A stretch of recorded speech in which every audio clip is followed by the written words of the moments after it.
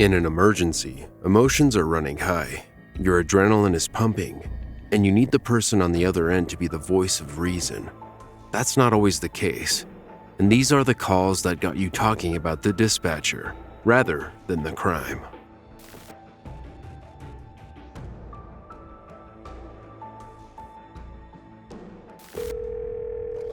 Despite 26 documented calls to the police spanning over months, 2 British women were left stranded by those who were meant to protect them. 22-year-old Raneem Uday spoke to police 5 times in less than 2 hours, desperately needing intervention from the man who had been abusing her for years. In fact, she had court orders against him and witnesses to corroborate one of the attacks. But the call was flagged as a lower risk.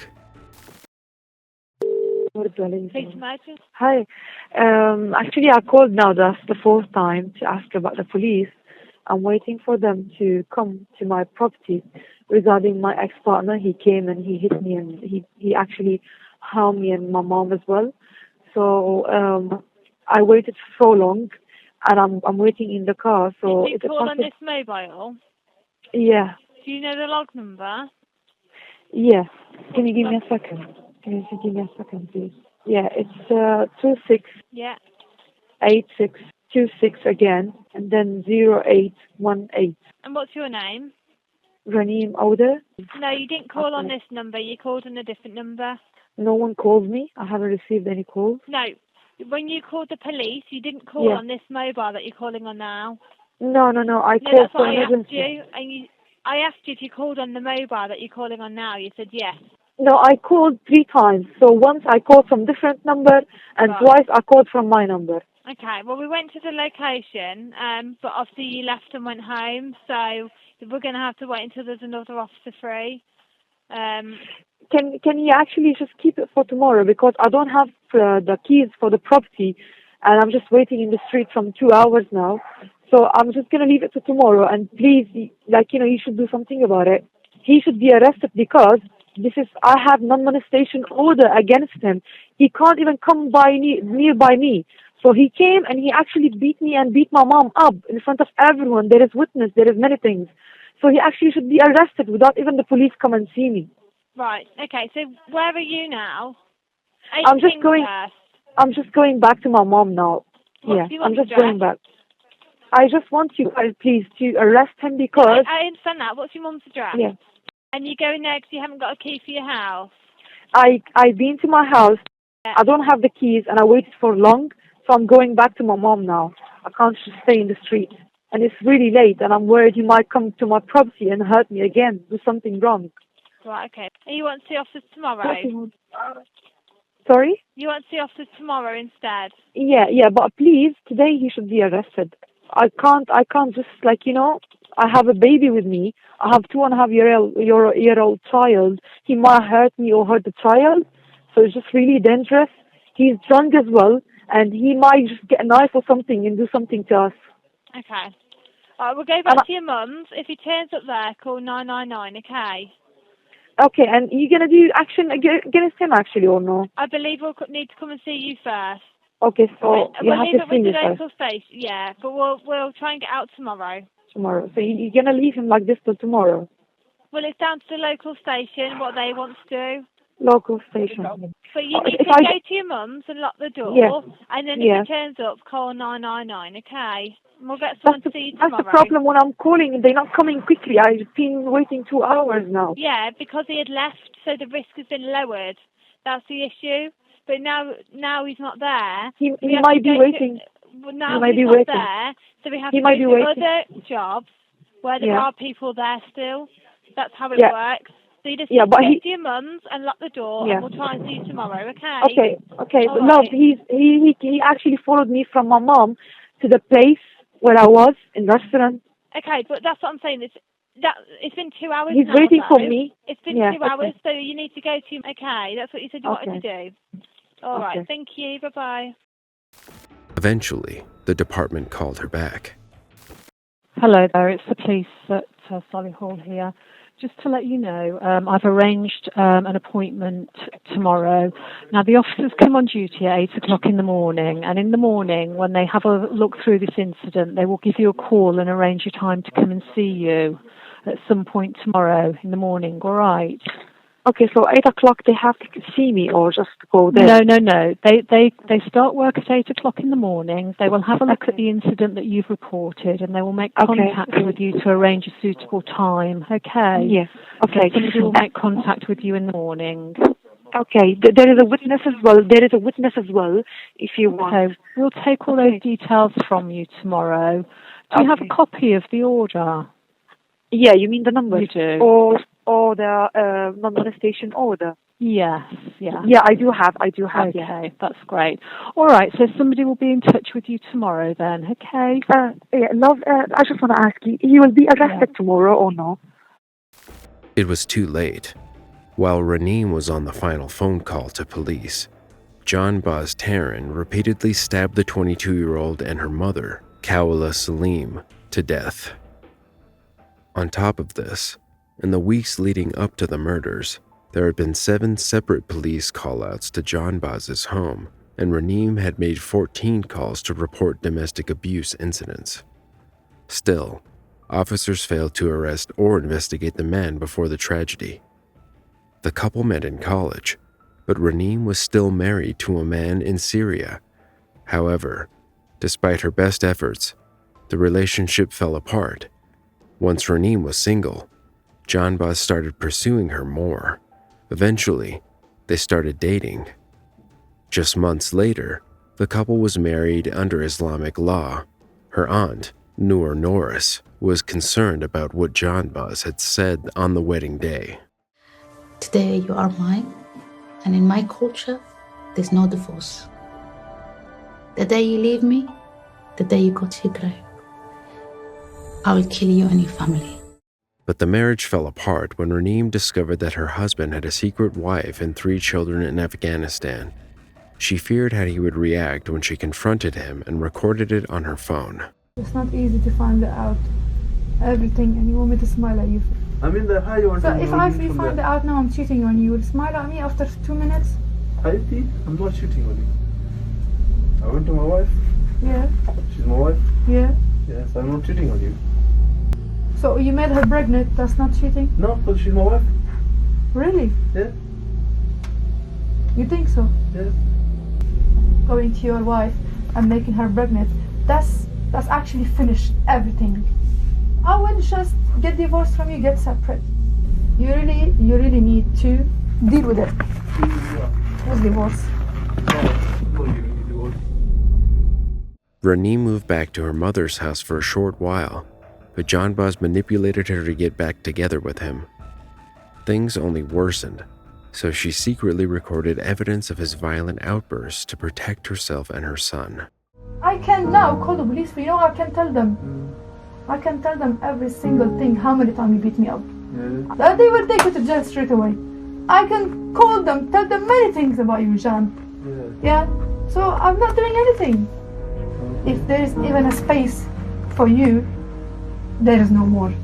Neighbors began documenting the arguments between the couple too. There was one occasion where the neighbors actually got involved and chased him out of the building. Again, Raneem moved to her mother's house and took out a court order against John Baz, but he continued to harass and threaten her for 4 months, even sleeping outside the house for nearly 2 weeks. By August 26, 2018, it all came to a head. Raneem and Kawala were seen arguing with John Baz in a shisha lounge in Birmingham. He slapped both women in the face and angrily snatched a phone from Raneem before staff escorted him out. After being kicked out, the 21-year-old was seen driving past the venue, making a throat-slitting gesture towards the women. Just hours later, the mother and daughter were killed. Once he had committed the brutal murders, John Baz fled the scene and shaved off his beard to disguise himself. Before disappearing, he was seen on CCTV in a chicken shop. A major manhunt was launched, with the killer's face appearing across the news. Finally, 3 days later, someone recognized John Baz from the media appeal, and he was arrested by officers. Family members of the victims held the police accountable for not preventing the tragic deaths. This claim was later substantiated by an inquest that scrutinized the actions of the authorities in handling the situation. The evidence, which included multiple calls to the police and court documents, unequivocally pointed to the West Midlands Police failures in protecting Raneem and Kaula. These lapses, as determined by the inquest, were significant contributing factors to the tragic outcome. Further reinforcing this, an investigation by the Independent Office for Police Conduct identified missed opportunities, demonstrating that the authorities could have intervened effectively to prevent the murders. In December 2018, John Buzz Tarrant pleaded guilty to the 2 murders and was sentenced to life in prison with a minimum term of 32 years.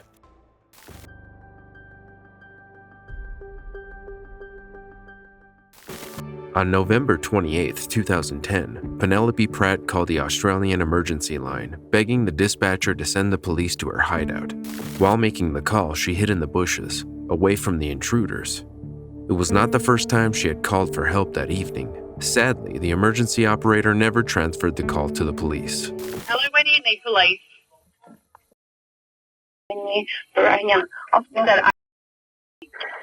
Yep. Just bear with me a moment, please. There's 2 people that you want. Okay, just bear with me a moment. I'm trying to find the location. Would that be? Yeah, they're supposed to. What's the problem? They're supposed to give me money also, and I was. Okay, hang on, slow down. What do you need police for? They just picked me up from around the hospital. Who's they? Me around. Who are you talking about? I'm within the vicinity of being heard. Do you understand what that means? Okay, well, if I can't hear you,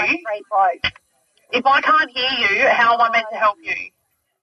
Trust me, you want to get to this address. Okay, and you need to tell me what we're going to the address for.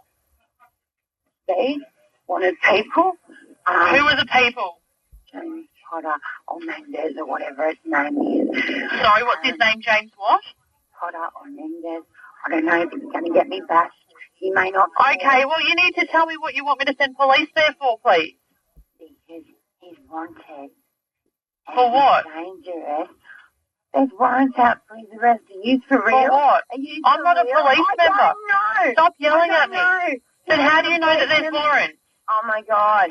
Okay, well, I'm just trying to do my job. Please.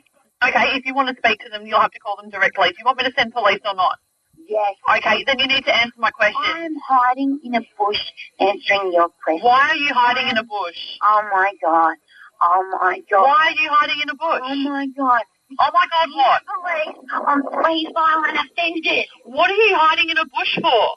Because I'm ringing the police. I'm 3 violent offenders. How do you know these 3 violent people? Through a friend of mine that's not really a friend, a cageable lady. What is your name, please? Penny Pratt. What is your name, please? I'm call taker number 2. What is your contact telephone number, please? What? Call taker number 2. So why are these 3 people violent? What have they done? Oh, my God. Can you stop saying, oh, my God, Penny? Business. Okay, well, it is my business if you want me to send police, but you can either answer questions or you don't. Penny, then... 27-year-old Pratt had been hiding from 2 men in a small Boronia suburb in Australia for quite a while before her luck ran out. According to further investigation, the men were after her due to an alleged drug debt to the tune of about $160. They were later identified as John Potter and Aaron Gibson. The victim had a troubled childhood. She battled with learning disabilities, and once she started high school, she began experimenting with hardcore drugs like heroin. As an adult, Pratt had 2 young children who she did not have custody of when she was murdered. After her father died in 2009, she was left over 100,000 Australian dollars, but instead of using it to catapult a new life, Pratt spent the money irresponsibly, and it was eventually wasted away. A year later, her partner overdosed on drugs and died, which led her to spending time with James Potter and Aaron Gibson, drug addicts who often took amphetamines. In November of that same year, she called 000 and was placed in the psychiatric ward and could leave whenever she was ready. Potter and Gibson went looking for Pratt, and when they couldn't find her at home, they were told she was at the hospital. It was almost 11 p.m., and the men went to see her, but the receptionist would not let them in. This made Potter furious. He began swearing and was forceful with a security guard called to calm him down. He then lied to the guard and said Pratt was his sister and had clothes for her. Security then called Pratt and put her on the phone with Potter. She made the fatal mistake of leaving the hospital with the men when Potter told her he had some money to give her. The trio drove to Potter's girlfriend's house in Baronia, but the 27-year-old quickly left. Shortly after, 000 received a call from Pratt in which she told the operator she had been picked up from the hospital by people drunk driving and said she wanted to go back as she would cop a beating. The dispatcher tried to find her location, but the caller repeatedly said she just wanted her money before eventually hanging up on the operator. 10 minutes later, Pratt called again, the final call they would receive from her. In a bid to save herself from imminent danger, Pratt had been trying to describe her location to the emergency operator. However, she couldn't as the dispatcher ended the call while she was still talking, which ultimately led to her brutal death. It's alleged that she began fighting with Gibson outside not long after, and Krellekamp instructed them to take it indoors. The feud continued, with Pratt demanding her money. At some point, Gibson violently grabbed the victim's hair, pointed a .22 caliber sawn-off rifle at her face, and shot her in the jaw. She began pleading for her life, and Gibson put her in a chair and shot her in the left side of her head. Potter helped Gibson drag her to a bath, and he took the gun and shot her in the right eye. The coroner's report said Gibson told Potter to finish the job. He got a large kitchen knife, stabbed her in the heart several times, and cut her throat. The gruesome murder continued until she was wrapped in a living room rug and placed in a car boot that belonged to Krellekamp, the man who saw Pratt trying to flee the house earlier that night. Pratt's body was found 3 weeks after the murder in the Dandenong Ranges National Park, Olinda. The police were only able to get to the bottom of the case after an alleged accomplice, 48-year-old Adrian Krellekamp, wrote and handed over a 15-page statement to the authorities, implicating the other accomplices. Krellekamp stated that although he didn't have a hand in the murder, he had helped the killers, 24-year-old Potter and 31-year-old Gibson, hide Pratt's body in his car. Together, the three drove to a bushland where they dumped the body. Krellekamp was later charged with being an accomplice to murder and possessing amphetamines and cannabis. He was, however, released on bail after the role he played in bringing the killers to book was duly considered. Adrian Krellekamp ran from cameras as he was released on bail. Earlier, police telling the Melbourne Magistrates Court he'd helped dispose of Penelope Pratt's body in the Dandenong Ranges. It's alleged he witnessed the shooting on November 28th, then tried to remove any evidence of the killing from... Potter and Gibson, on the other hand, were charged with the murder. According to the Sydney Morning Herald, Potter and Gibson were sentenced to 24 and 22 years in prison, respectively. Today, 31-year-old Aaron Anthony Gibson faced court charged with murder and was remanded in custody. A third man, 24-year-old James Potter, was arrested today and also charged with murder. It seemed like justice was served since Pratt's murderers were eventually caught and sent to prison. However, outside the courthouse, the victim's aunt, Susan Clear, said she wished the killers had been given the death penalty instead since they had also taken her niece's life.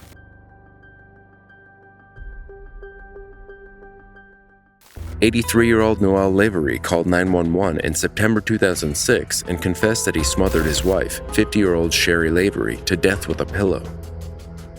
Was this an act of compassion or something more sinister? Edmonton 911 emergency. Do you need police, fire, ambulance? I have just smothered my wife. I'm putting you through to police, sir. Police service, how can I help you? I have just smothered my wife. My name is Noel Lavery. We live at 96 Melbourne Road East. Okay. And what is your name again? It's Wolf? My name is Noel. Noel? Okay. O-E-L. Okay. And I have what's your date of birth, Noel? I beg your pardon? What is your date of birth? 15th of July, 1928. Okay. What the hell has that got to do with the fact that I just murdered my wife? Okay, I need the information from you. All right. Okay. Ask on. Okay, 15th of July, you said? 1928? That's correct. Okay. Is your wife ill, sir, or was she ill? She was a very chronic alcoholic. Okay. Was she drunk tonight, or what? Yes, she was. What is her name? Her name was Sherry, Sherry, Lavery. Okay.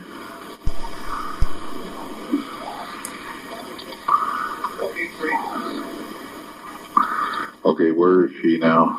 926 Millbourne Road East. No, but where is she in the house now? There. Okay. Are you there or not? Yes, I'm beside her. Okay, in the bedroom? Yes. How old is she? 50. She's almost 51. Okay.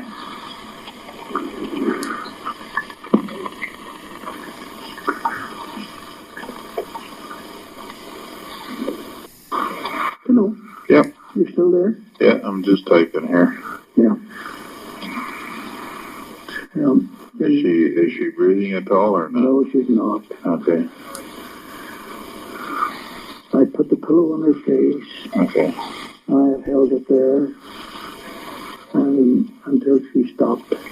Okay.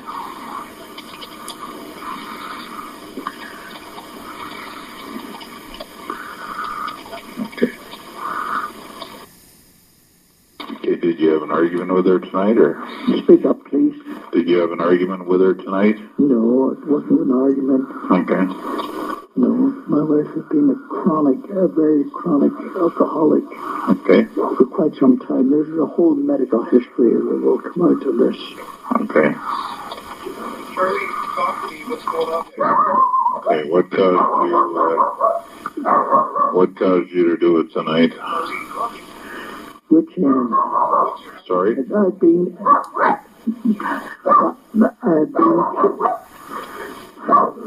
hang on a moment. Yeah. Now, I had been to my meeting, Men for Sobriety. Okay. Sherry has been in and out of hospitals with chronic alcoholism for some time. Okay. I'm considerably older than she is. Yeah. And we have tried. She's been through every program that ADAC possibly has. Okay. And to no avail. Okay. We drank tonight and we talked about it. This will all come out, there's no doubt. My wife is now dead. Okay. And I killed her. There's no argument or dispute about that. Okay.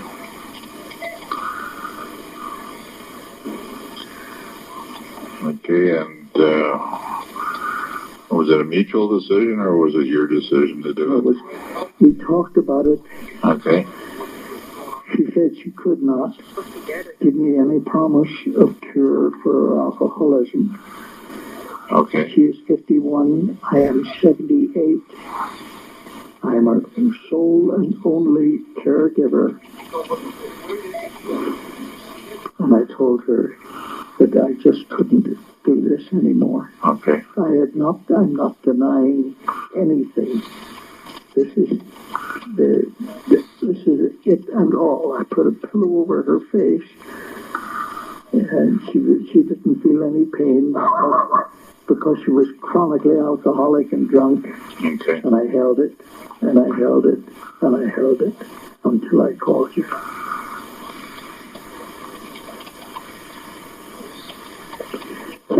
Kevin, get the hell away. No, I have to leave. No, you don't. Who's that? No, Sherry is dead. This is my son-in-law trying to give her CPR. When? A long time ago. Yeah. This is my son-in-law trying to give her CPR. Okay. Get the police here as quick as you can. Are they on their way? Yeah, should be on our way. Yeah. Okay. I I'm not trying to deny anything here. Get the police here, please. They're on their way.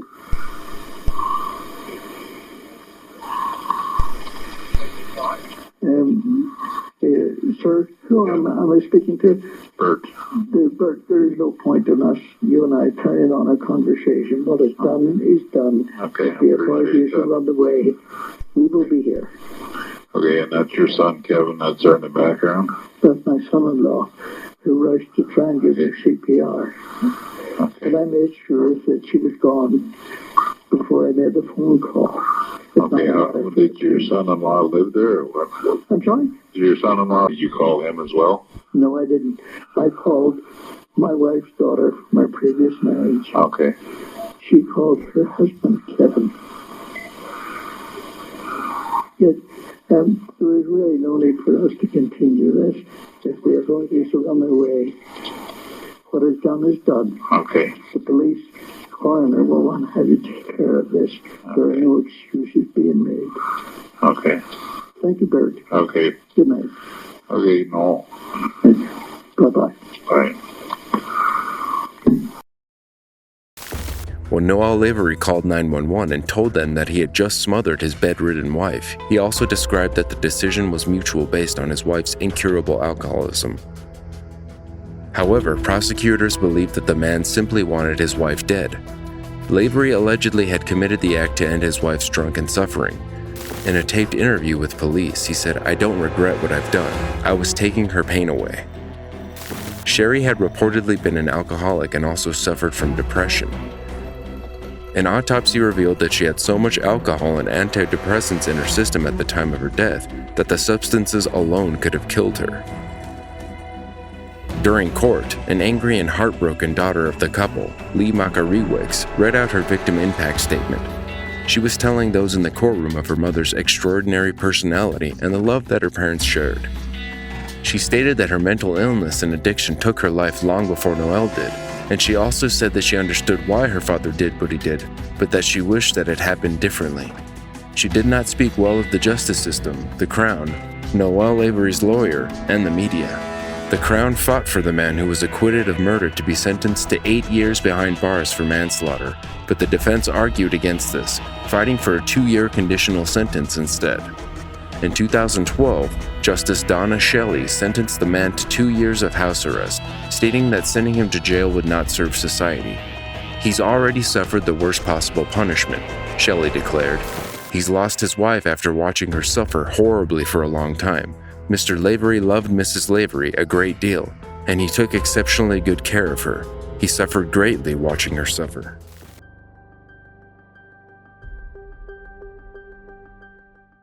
James Ward contacted 911 in September 2009, confessing that he shot his wife in their Isleworth home. The millionaire developer from Florida was arrested for the second-degree murder of his wife, Diane. Yeah, what's the emergency? I just shot my wife. You just what? I just shot my wife. Where's your wife? She's right here on the floor. Please send somebody at 5277 Isleworth Country Club Drive. 5277 what drive? Isleworth Country Club Drive. Okay, the address you're not giving me is not coming up. 5277 Isleworth Country Club Drive. Firework? Yes, Isleworth. ISLEWRTH. Okay, what's going on there? I just shot my wife. You just shot your wife? I shot my wife, yes, please. Send somebody over. Stay on line with me. Let me add the fire department. Don't hang up. I will.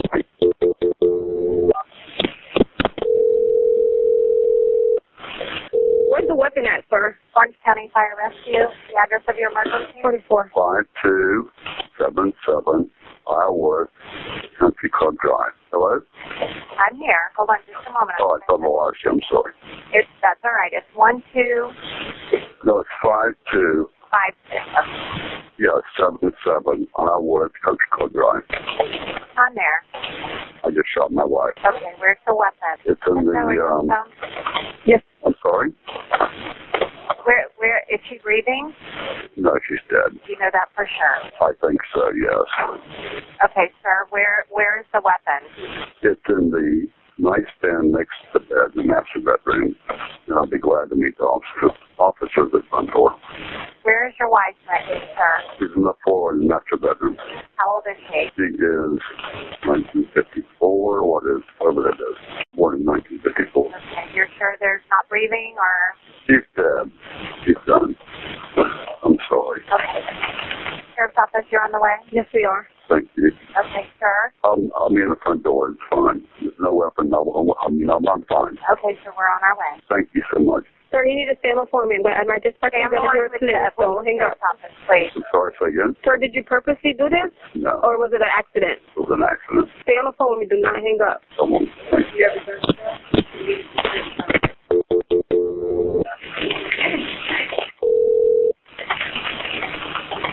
I'm here.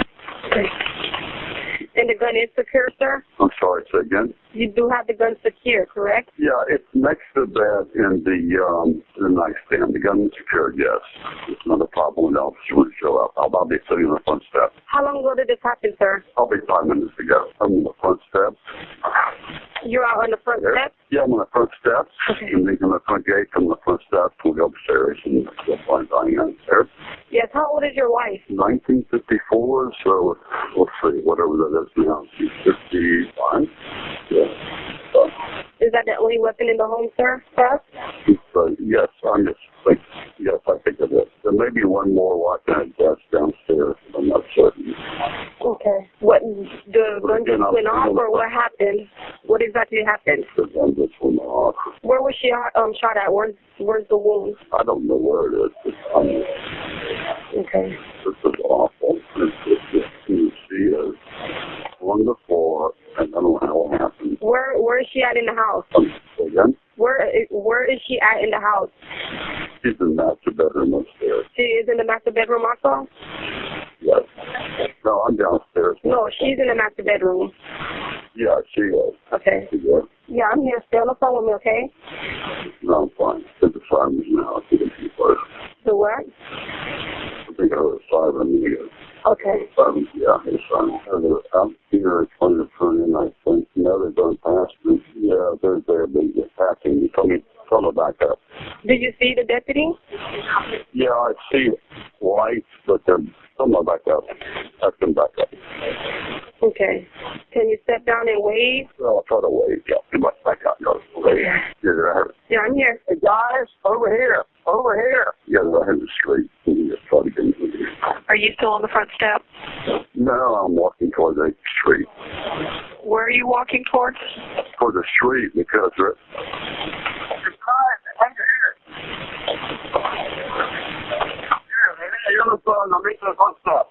Okay, sir? Oh, yeah, guys. No, I got him on the phone. We're good. Are you with the deputy? We can hang up. We're with him. Okay. Okay. But obviously I'm in the popo, and that's a problem. But let's, in the morning, please try to talk to Glenn. I just called him. He understands what's going on. And then get a hold of Liz Green as soon as you can. Thank you. Please record your message. You have finished recording. You may hang up or press 1 for more options. To reach callback number, Beth, hey, it's Bob. It's about 12:30 in the morning. Diane is dead. And it's a long story, but she's dead. Try to get a hold of Glenn in the morning and Liz Green. I can't get her right now, but we have to decide how to handle the kids right now. But obviously I'm in the popo, and that's a problem. But let's, in the morning, please try to talk to Glenn. I just called him. He understands what's going on. And then get a hold of Liz Green as soon as you can. Thank you. According to authorities, Diane had been shot in the face in the couple's master bedroom during an argument over financial troubles. James Ward had claimed that his wife had taken down too much wine with her antidepressant and became aggressive. She had allegedly been holding the gun, which went off when he tried to get it away from her. As investigations continued, it became possible that the argument from that night was also connected with fraud allegations at Ward's real estate business. Police arrested Ward and charged him with second-degree murder, and he was held on a $100,000 bond. In 2011, he was convicted of second-degree murder, but in 2016, a judge called for a retrial. James E. Feldman represented Ward during his retrial, arguing that the first trial had failed to gather sufficient evidence to sustain his conviction, saying that there was no proof beyond reasonable doubt that he had, in fact, killed her. He also stated that the state had failed to rebut the possibility that Diane's death was accidental. During the retrial, Sarah Ward, daughter of Diane and James, begged the judge to set her father free since he had spent 6 years in prison unfairly. His conviction was overturned and replaced with a charge of manslaughter. He was sentenced to 30 years in prison. The 6 he had already spent would be credited.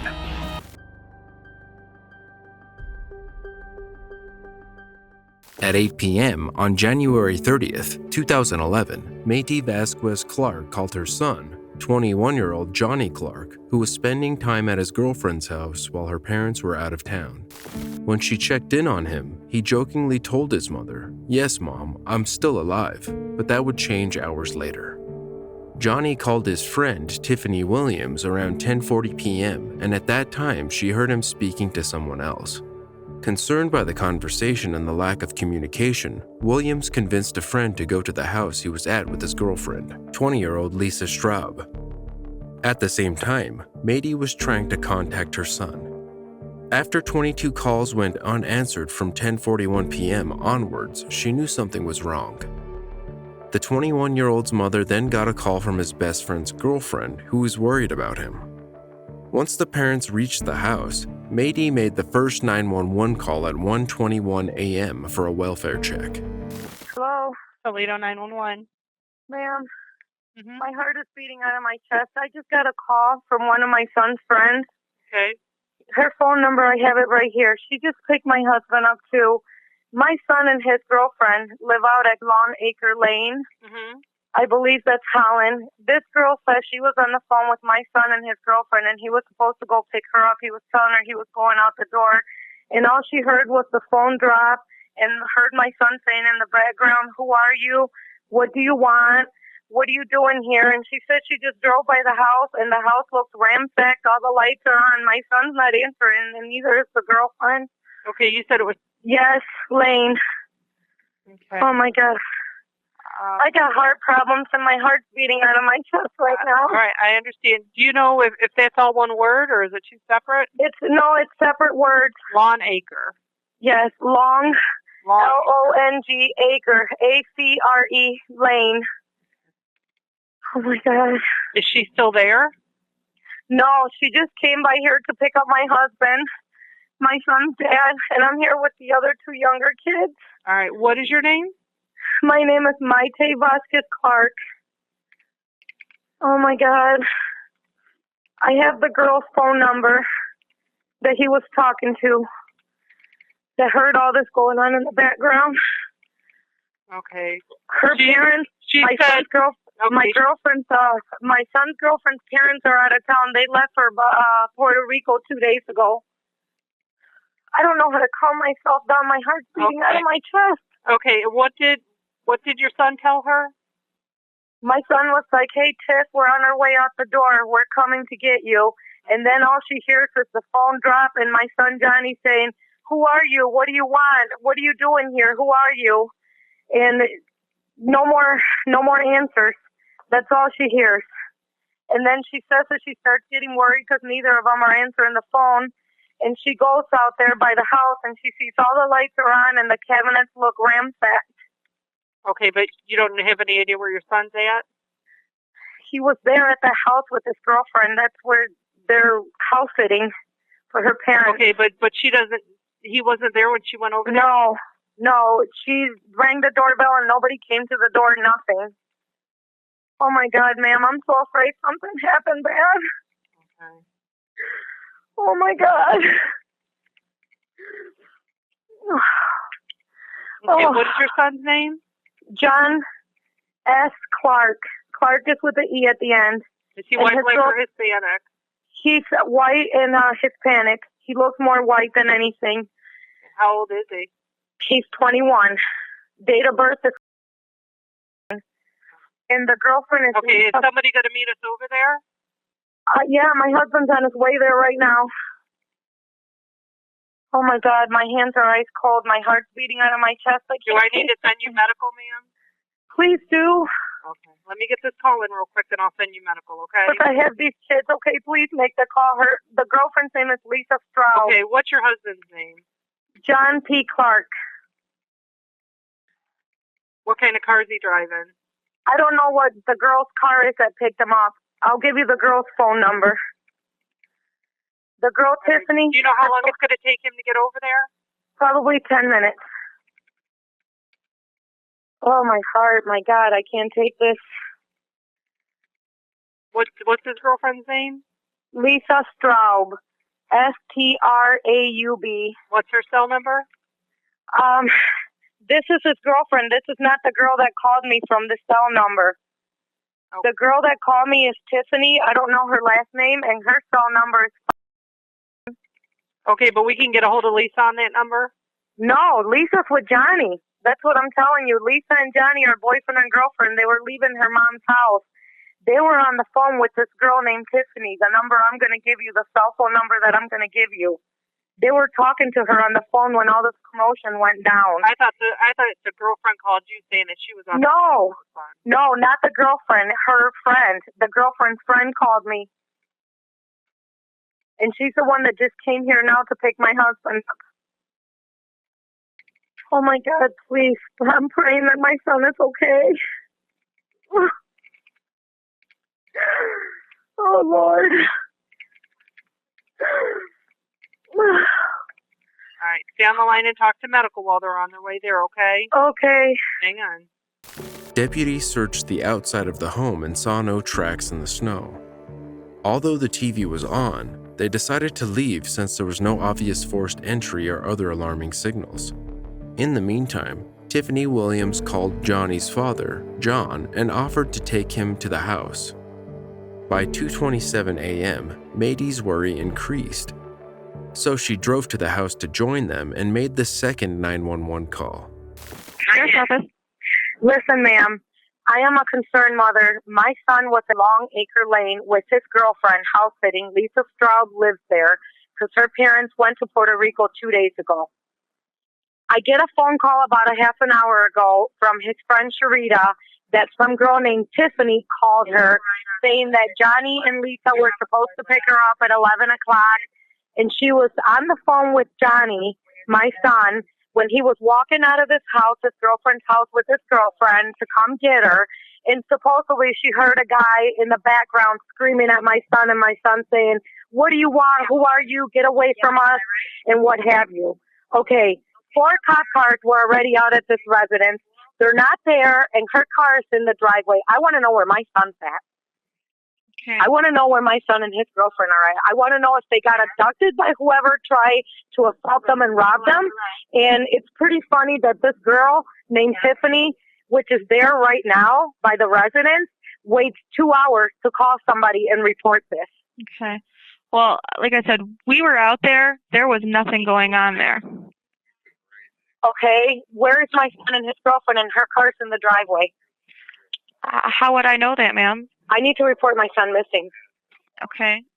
Where are you at? I'm coming up to the residence right now. Which residence? Lisa's house. Okay. I need an address. Long Acre Lane. Did I go too far, John? And what's your name? My name is Maite Vasquez Clark. This is the street, I think, Mama.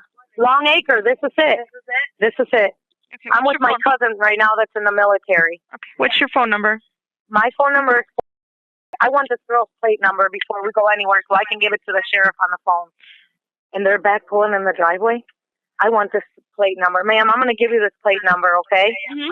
That this girl's car is driving. I'm going to stay calm. I am. Will you stay on the phone with me, ma'am, while I talk to this girl? Don't touch anything. Okay, who are you going to talk to? Okay, listen, here's the plate number. That is the girl's, the plate number of the car that this girl is driving that my son was supposedly pick up. Now, these 2 people right here, that's Johnny's phone? Oh, I don't know. It's my parents probably. Call them back. Okay, what kind of vehicle is it? What kind of vehicle is that you're driving? What is it? A Corolla? I have a feeling you set up my son. My son is missing. He's nowhere to be found. Do you want to tell the police what you just got done telling me on the phone? Okay, come here. Ma'am, I'm going to let you talk to her because I have her blocked in Lisa's house driveway. Okay? Okay. Here. You tell them what you I will. Hello? Okay, what's going on? Okay, my friend Johnny and Lisa, they were supposed to come pick me up, me and my friend from our house, and this was like 11 o'clock, and I was on the phone with his girlfriend Lisa, and then he hung up, and we all hung up. He said they were on their way, and then I called Johnny right back because I was going to tell him that I was going to run to the store, and then I would meet them at the house. Well, he was yelling at somebody like, I'm on. He goes, bro, who are you? And then he called him right back, and he didn't answer. So I texted my friend Lisa's phone, and I was like, where are you? Are you guys okay? And they have not answered to me or nothing. They have not answered the phone, and I've been calling. So I drove out to their house after my friend's mom got home, and nobody answered the door. So I drove back by our house to see if maybe they went to his mom's house, and they wasn't there. So his dad called my phone, and I was like, do you want to ride out there? And he said, yeah, and I brought him out here. And now his mom's arguing with me, saying I set him up. And, you know, they're my friends, and I'm worried about them. And I don't have, you know, I'm worried about my friends because they were supposed to come pick me up, and they never showed up. Okay, does anyone have, what's the son's name? What's her son's name? Is Johnny, is that his name? Yeah, Johnny Clark. Does anyone have his phone number? Yeah, I do, but his phone shut off. Okay. And we was calling, and it was ringing, and then it was shut off all of a sudden. And then I was calling my friend's phone, and I've been texting her, asking her if she's okay, are they okay, because they wasn't answering. And then I texted her, like, last I talked to you, I heard him arguing, and then now all of a sudden they haven't picked up the phone or nothing. Okay. Are you out? Is there a couple officers? Where are you guys? There's some officers out here. Okay, why don't you go talk to them and they can help you, okay? Okay, I'll put his mother back on the phone. Okay, actually, I don't need to talk to her. She just talk to the officers. Okay. Okay? All right. All right. Bye-bye. Again, deputies responded, spending more time checking the outside of the home. Although they had no probable cause to force entry, one officer allegedly told John, "As an officer, I can't tell you to go into the home, but as a parent, I would wait for us to leave, then go in." After heading to a nearby gas station, the parents and the other family members returned, taking the officer's advice. Mady waited in the car while the other two went to the back of the house and looked in. Peering through the blinds, John could see both Johnny and a phone lying on the ground. The father ran back to the front of the house and kicked the door in. Inside, he found his worst nightmare. Lisa was lying on the ground with a bag taped around her face, and his son was nearby with a bag on his head. He ripped both bags off. He prepared to do CPR, but as he lifted Johnny, he knew it was too late. Mady made the third distressing call to 911. God. Oh my God. You need to get the police out to Long Acre Lane. My son is in the basement tied up at his house. I just saw him through the window. The police were out here earlier and did absolutely nothing. Both cell phones are on the ground and we can see the people. Him and his girlfriend are tied up in the basement. Okay, all right, we'll get them out there. Get them cops out here. I told them earlier. Ma'am, you need to calm down. We'll get them out there. But yelling at me is unconscious. They're unconscious, ma'am. Oh, okay. You said they're unconscious? Yes. Okay. All right. Cell phones on their body. With cell phones on their body. Unclothed with pants on. She only has pants on. Okay. And their hands are tied. Okay. All right. We'll get them out there, ma'am. Oh my God. Okay. I need you to calm down. We'll get them out there, okay? Oh my God. Please hurry. All right, we will. Long Acre. Okay. Long Acre Lane. I have the address. We'll get them out there. Goodbye. The friend he was on the phone with just before the incident, Tiffany Williams, also called 911 once the couple was found. Lucas County 911. Oh my God, We just called the police here. On Longacre? Yes, but we need a rescue squad. He's got a bag over his head. Okay. Oh, we can see through the window, please. We've got them on their way already, okay? Yes, I'm sorry. That's all right. Stay on the line. I'm going to transfer over to you. Okay? Okay. Once on the scene, later described as remarkably clean, investigators found parts of the house ransacked. Although it may have initially looked like a burglary, multiple pieces of jewelry were left behind along with envelopes of Iraqi currency. Material from cabinets and drawers were pulled out in the living room and kitchen area, and the contents were dumped on the floor. Lisa's purse was emptied. In the main bedroom, the mattress was pushed off the box springs, and clothes from the walk-in closet were pulled out and dumped on the floor. The dresser in the closet was overturned, and the panel leading into the attic space was opened. Lisa's bedroom door was damaged as if she had barricaded herself in there before an attacker broke it open. Bags in the garage had been ripped open, and a piece of one was found upstairs. Besides those two rooms, the house was mostly undisturbed. Lisa's body was found facing east. Her hands were duct taped behind her back. Johnny's head was facing west. His feet were duct taped behind his back and also bound with the black tape. Both Johnny and Lisa had bags over their heads, with those bags secured with duct tape around their necks. The victims both had their upper clothing pulled up, while the lower halves were pulled down slightly like they were dragged across the floor and staged in the kitchen. An empty wallet was found on Johnny's stomach. Outside, despite the recent inches of snow days before, there were no footprints around the home. It is almost certain that the attackers came in through the garage door, which leads into the kitchen. Investigators found damage to the interior of the service door from the garage, speculating that Johnny probably saw the killers as the couple was leaving and attempted to run back into the house. They think, given the fact that he weighed 200 pounds and was likely pressing his weight against the door, there would have been multiple people forcing it open on the other side. A cigarette was found near the door leading from the garage. The deputy who found it remarked that it was odd that there was no ash or smell of smoke in the house, but that cigarette had 2 sets of DNA that hit on existing samples. Once authorities started investigating, the events of the night became clearer. At 10 p.m., Johnny Clark picked up his girlfriend, Lisa Straub, from her job at TGI Fridays. They then returned to the home of her parents in Holland. Mary Beth and Jeff Straub were on a cruise celebrating their 25th wedding anniversary. Johnny and Lisa planned to leave to pick up Tiffany Williams and friend Zach Burkett, then return to the home to play pool. Williams spoke to detectives in an interrogation. So you're on the phone. How long before you hear anything on the phone? What did you... Like, as soon as he picked it up, he didn't say hello to me, but he was like, bro, what are you doing? All right, I want to get this down again. Bro, what are you doing? Okay? Okay, and he said that approximately 3 times. Okay. Then all right, give me his voice. Was it, bro, what are you doing? Or, bro, what are you doing? Yeah, just like that. He sounded pissed? Yeah. Did he sound scared? No. He just sounded pissed? Just pissed, yeah. All right, so you hear, bro, what are you doing 3 times? Johnny sounds pissed. Mm-hmm. All right, then what'd he say? Then the next thing he said was, who the hell are you?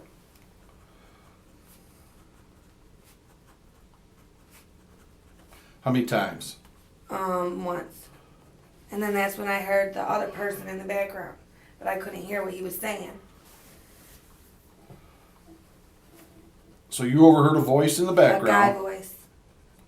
You're sure it was a guy? I'm positive it was a guy. Have you ever heard it before? No. Well, I really couldn't tell, you know what I mean, right. But... Okay. All right, so then what?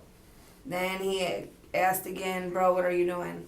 After he said, who are After you? the 3 times he said it here, he said it again. Yeah, and that's when this guy was talking, so that's why I couldn't hear him, is because Johnny was saying, bro, what are you doing once again? All right. Did you hear anything in the background, like a door close, footsteps? It sounded like Johnny was... Did he sound pissed here again? Mm-hmm. Did he sound pissed here? Yeah. Did he sound like he was out of breath? No. Did he sound like he was scared or nervous? No. Did he sound like he knew them people? That's why I said I think that whoever did it, he knew. Because, you know, if you knew Johnny... How did he end the conversation with you? Tiff, I'm going to call you back, and hung up. Okay, now... Williams said she didn't want to call the police because she knew Johnny would have drugs on him. Williams had confirmed that Johnny had angrily responded to someone he saw. She said it sounded as though Johnny knew the person and that she had heard another man's voice in the background. Johnny then told Tiffany that he would call her back. A phone log shows that Johnny called a friend at 10:41. That friend, who is not being named to protect his identity, later told Johnny's family that Johnny was waiting for Anthony Watson. Along with the cigarette, later crime scene analysis revealed several clues. Several sets of unknown DNA were found on the duct tape around the neck, Johnny's ankles, and in a pocket of Johnny's sweats.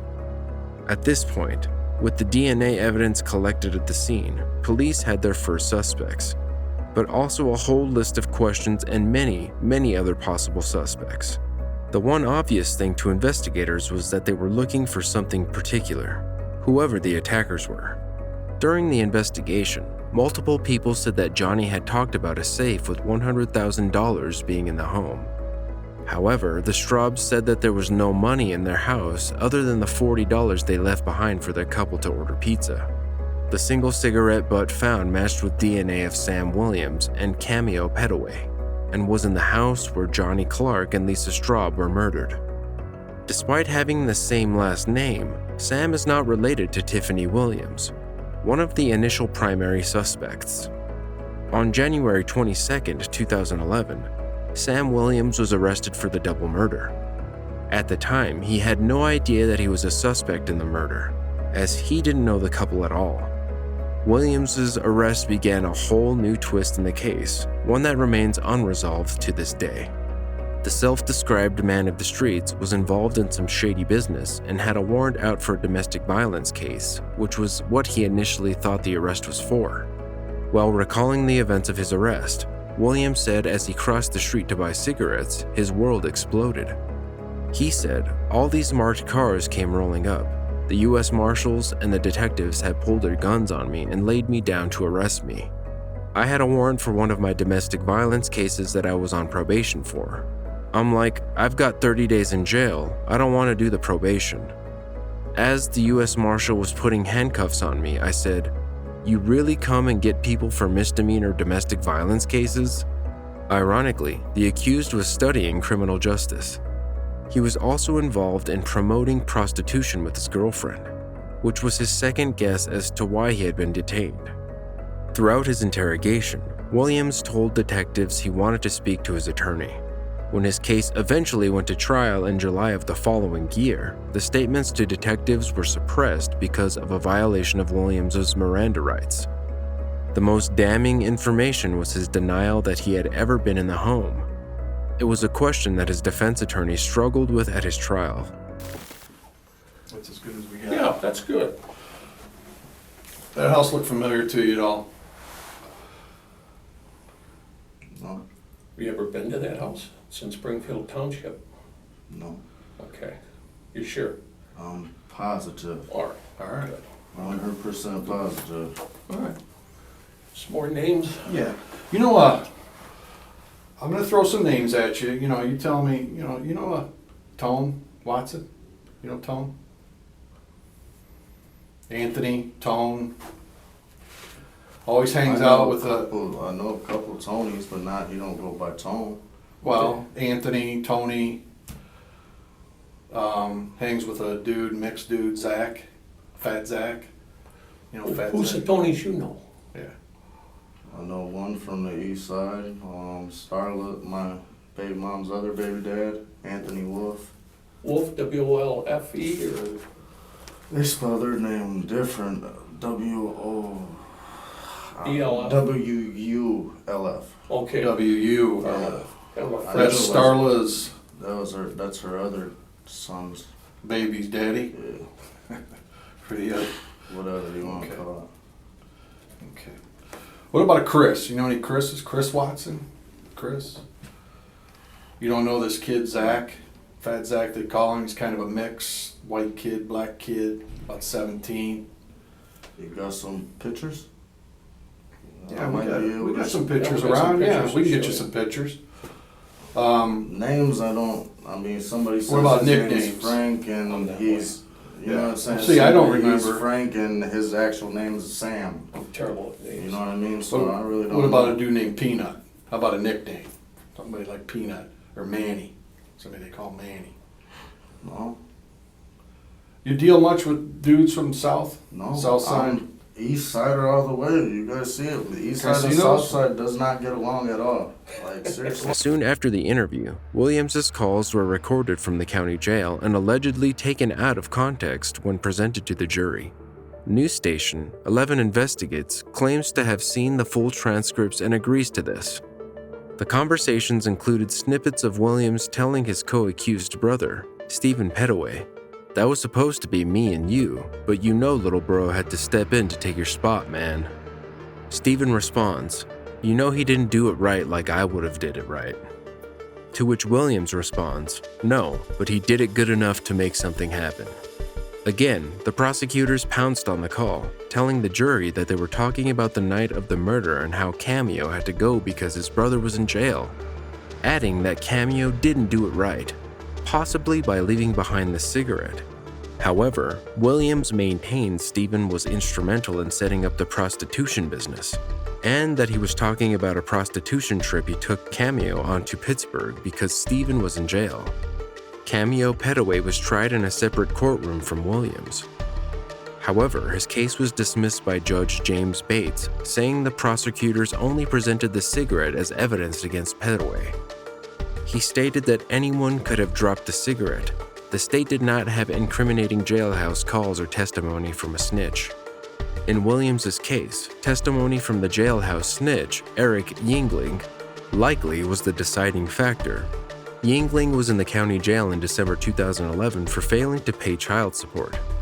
He told the jury that he befriended Williams and that during a late-night conversation, Williams said he was tormented by the sound of the crinkling bag as Lisa Straub tried to breathe. He named Williams, Pettaway, and another Eastside man, Eric Taylor, as the killers. Although there were several problems with Yingling's testimony, including the inclusion of Taylor, who was never considered a strong suspect by police and was not charged, his words were instrumental in the conviction.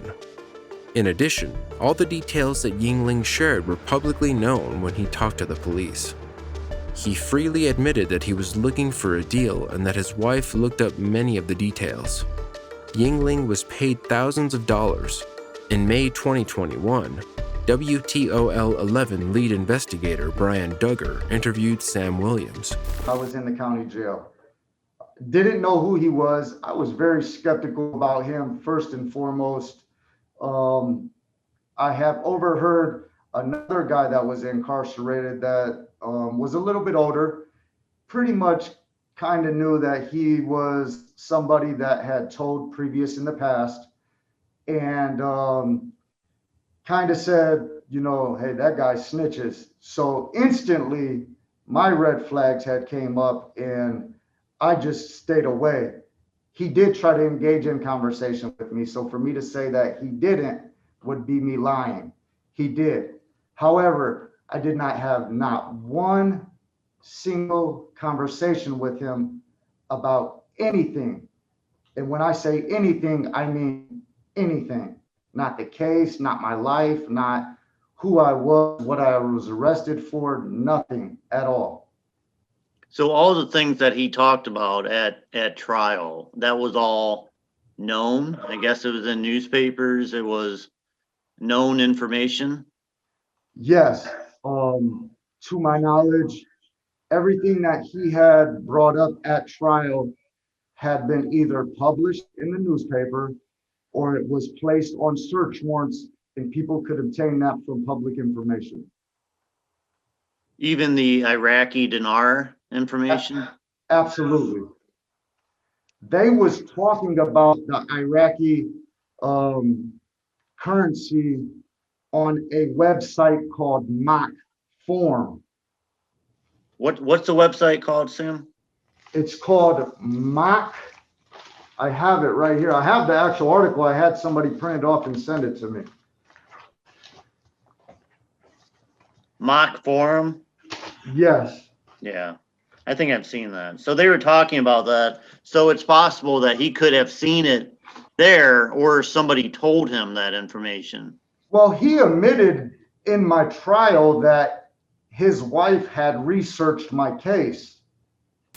The biggest question in the case is how Sam Williams allegedly got from the Bottom Line bar on Star Avenue to the Straub household 30 minutes away. Based on a conversation between Tiffany Williams and Johnny Clark, police believe that Clark and Straub were attacked at 10:41 p.m. A call between Williams and the woman he was having an affair with, Destiny Madrid, at 10:27 p.m., pinged off a cell phone tower near the Bottom Line bar. At that stage, Williams said he was calling Madrid to see when she would get to the bar. In an October 11, 2011 interview with detectives, Madrid repeatedly tells police that she was with Sam that night and they later went to the Bedford Inn. During the interview, retired Toledo detective Tom Ross, who was working for the prosecutor's office, shushes her. I tell you that you're not on the video with the Bottom Line on that night. What do you mean? The Bottom Line has video. Right. You or Sam are not on that video that night. Detectives did not. Williams says that texts and Facebook posts would prove his story. News station 11 Investigates had reportedly tried multiple times to have Facebook provide the post but has not been successful. The police have not returned 2 phones of Williams's, though his family has made multiple attempts to get them back. Police did receive a court order to obtain his text messages, but there has been no explanation why they were not used in the trial. Ultimately, he was convicted of aggravated murder, burglary, and kidnapping. His lawyers were able to convince the jury not to sentence him to death successfully, but he was sentenced to life in prison with no chance of parole. We, the jury, having found Samuel Todd Williams guilty beyond a reasonable doubt. However, the case remains open because of several sets of DNA found on the duct tape, inside Johnny's sweatpants, and on the cell phone pad and battery. There are at least 4 sets of unknown female DNA and at least 1 set of an unidentified male. There could be other explanations for that DNA being on the tape, including it being left during the manufacturing process.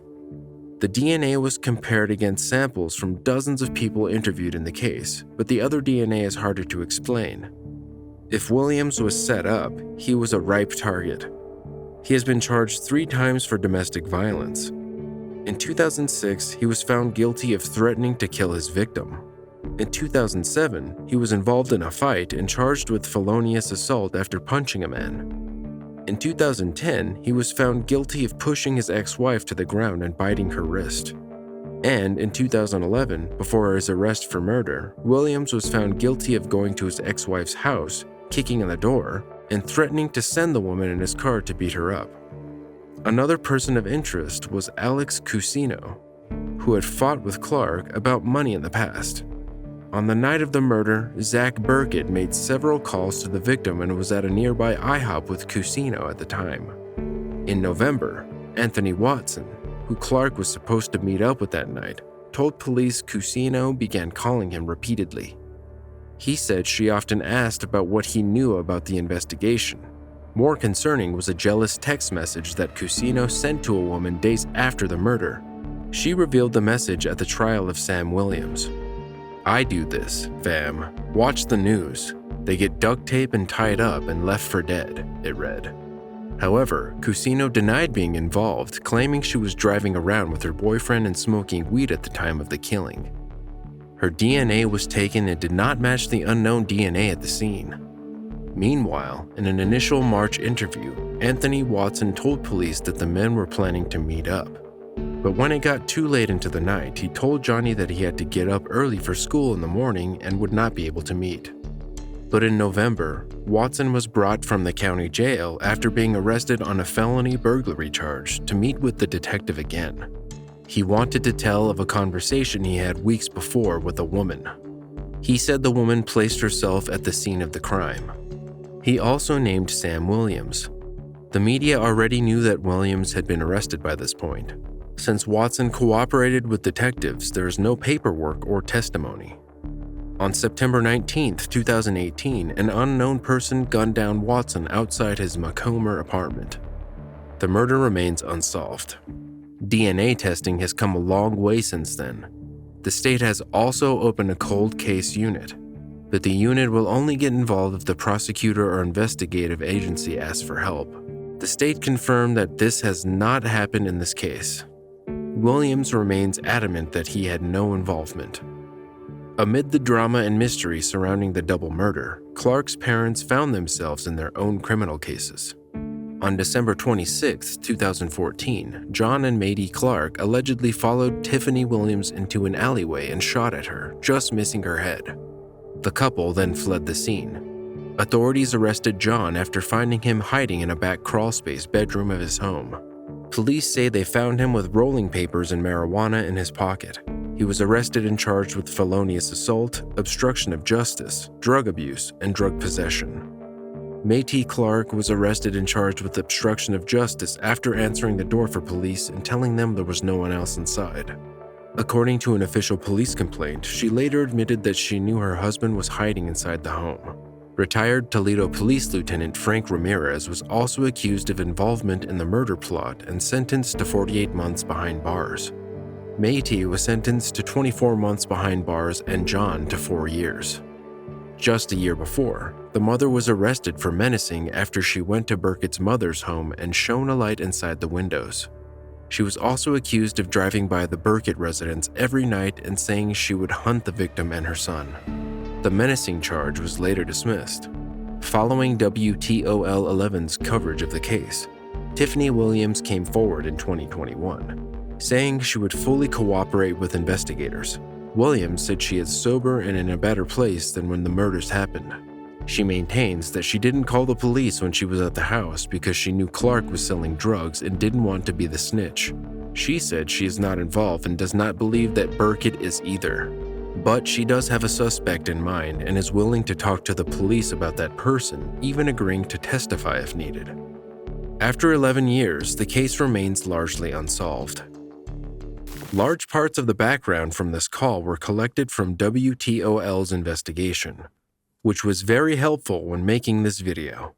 But in similar situations, the comments of praise poured in for these dispatchers.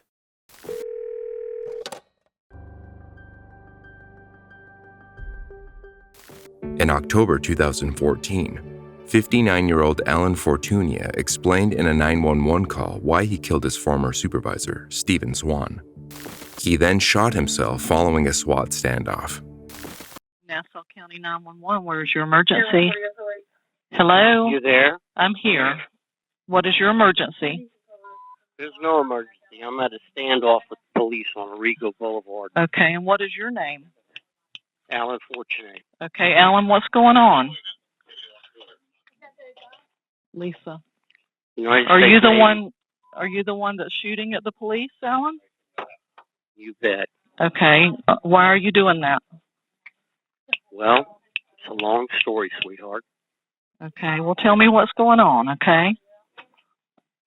I've got the shooter on. In 2005, while I was employed at Portsmouth Naval Shipyard.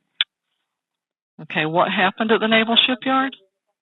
I had a supervisor that came after me and targeted me, and his name was Stephen G. Swan. Okay, and what happened with that? Well, this guy was trying to make a name for himself. And he went through the craftsmanship, one name at a time. And please don't try to distract me. I'm armed, and I'm aware. SO3, SOA, go ahead. Okay, and so what? This guy kept coming after me, until eventually he got me laid off as a threat to the nation under the Patriot Act. Now, that lasted for about 2 years, and they gave me a retirement. Okay. But I didn't particularly care for didn't particularly care for his deployment tactics. You see, this guy was a narcissistic individual, could get to do anything he could to get ahead. And I wasn't the only one that he targeted. Right. In 2009, 2010, somewhere in there, the Navy filed charges against this guy. The Navy filed charges against him? The Navy filed charges against him and a man called Alan Beck. And this is going to get real complicated. In the end, there was an investigation from a team came down from Atlanta. And they did an investigation, and they gave Alan Beck and Steve Swan 2 weeks off. The only thing that Mr. Swan confessed to was micromanaging. Now, this wasn't only Shop 38 at TRF. There was other shops involved, and there was other supervisors involved. And they all went on the beach with time off.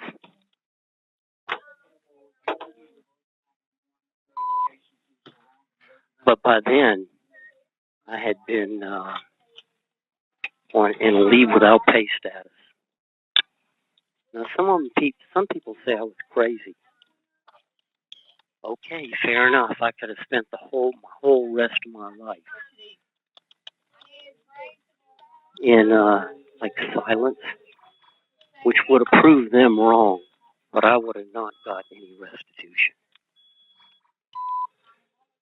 Steve Swan was up for retirement. I went to Walmart at the end of the street and I saw him there, and I ran the son of a bitch over. Okay, so he was able to retire? Not for another year. So you ran over him at Walmart today? Yes.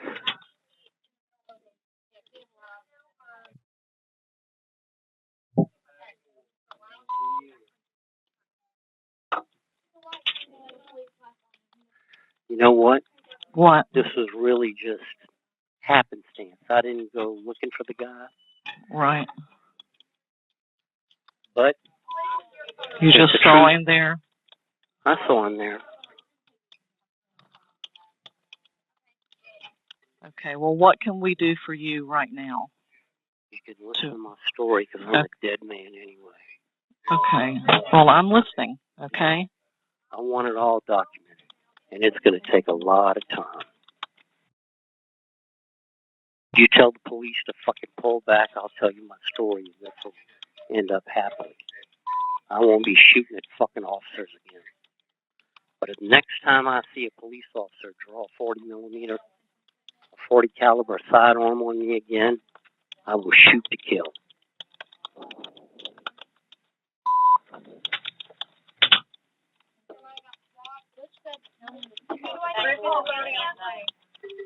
Okay, Mr. Fortuna? Yes. Okay. The officers on the scene want you to come out the back door with your hands up. Fuck you, that ain't happening. Okay, they want to resolve it, and they want to hear your story. They're not resolving shit, because in order to hear my story, I'm going to lose all my pensions and go to jail for life. So you might as well consider me suicidal.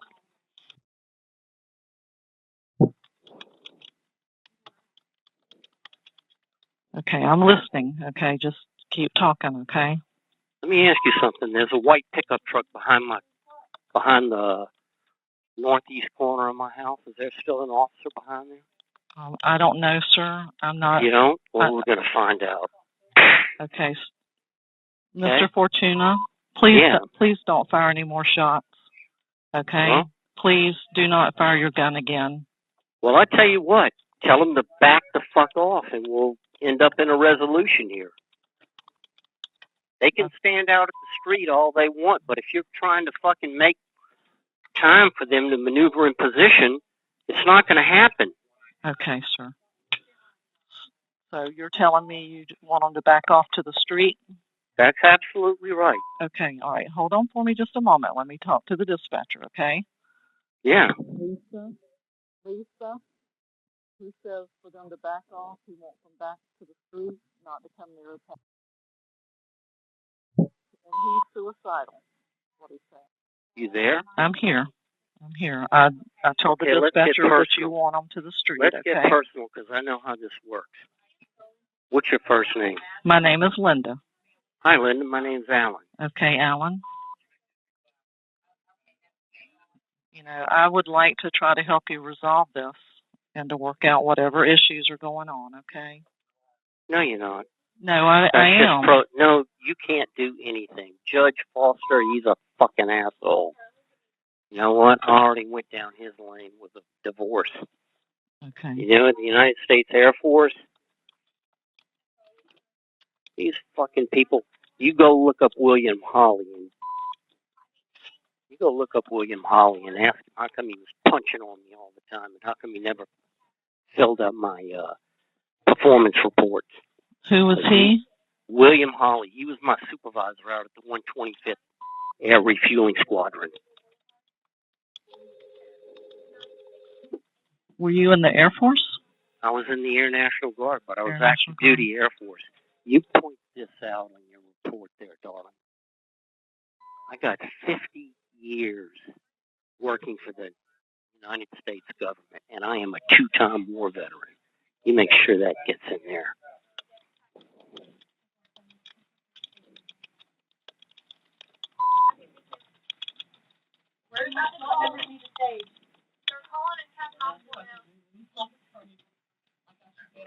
Okay, I'm listening, Alan.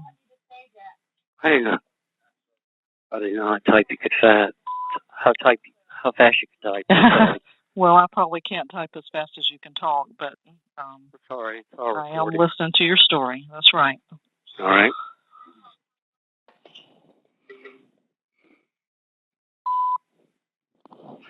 You know, I never really wanted this to happen this way. Well, you know, you're the one that can make it happen a different way. No. The United States government pushed me into a corner because they wanted to prove a point. And now I'm going to prove a point.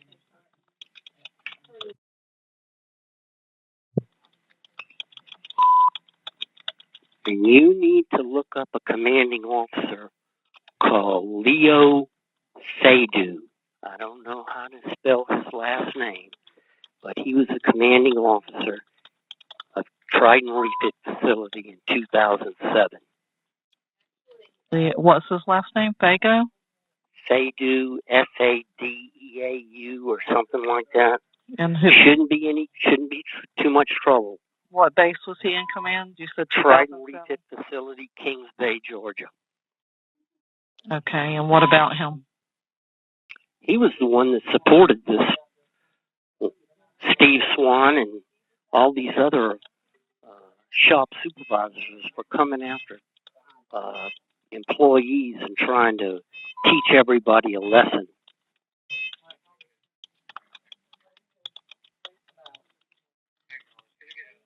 So they were coming after other employees? Absolutely. In other words, Leo Seydoux and the supervisors that were under his command created a hostile work environment.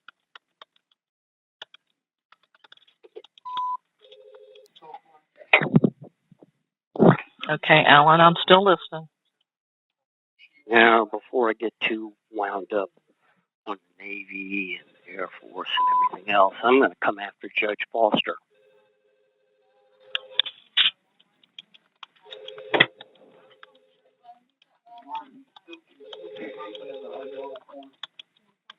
Okay, what do you mean when you say you're going to come after him?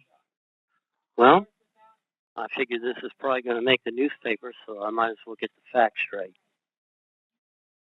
I'm not going to come after him because there's no way I'm leaving this house alive.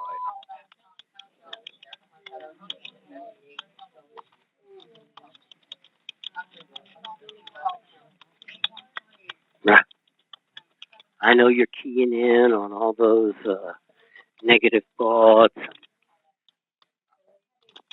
I'm going to kill myself and all this other stuff. Well, is that what you're saying, that you're going to kill yourself? Depends. What does it depend on? How this ends up. Okay, well, I'm going to ask you not to hurt anyone else. And I don't want you to hurt yourself either. Well, but it's the very first part, I can't, agree to the first part or second part. But I'll tell you, I'll go this way. I'm not going to hurt any civilians. This is between me and the police department. Now, they want to come out here with weapons drawn? Fine.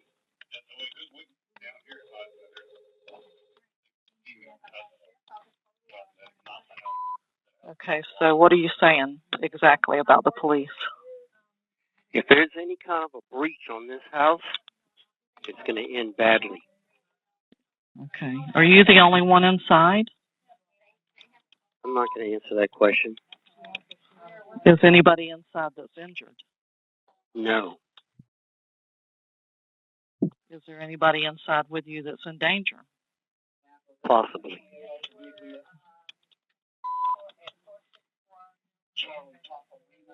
Let me go this way. You might as well start clearing the neighborhood because this house is fucking big for an explosion. What kind of explosion? I'm not going to tell you that, but it's directional.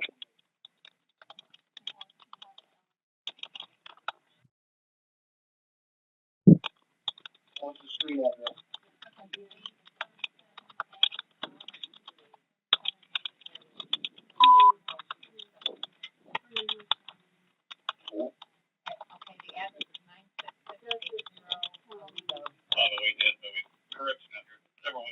Female and a child run from the house. They are currently inside.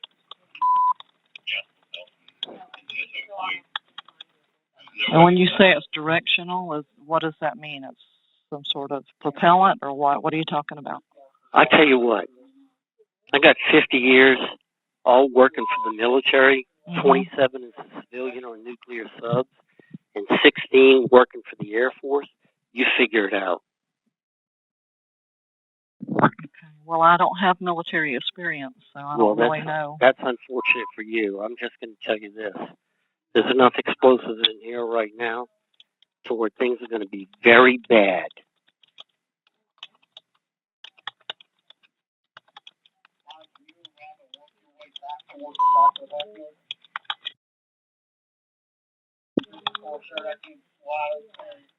And I know you call it SWAT.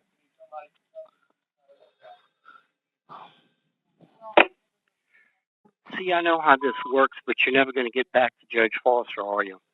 You're trying to essay the surveillance, establish a perimeter.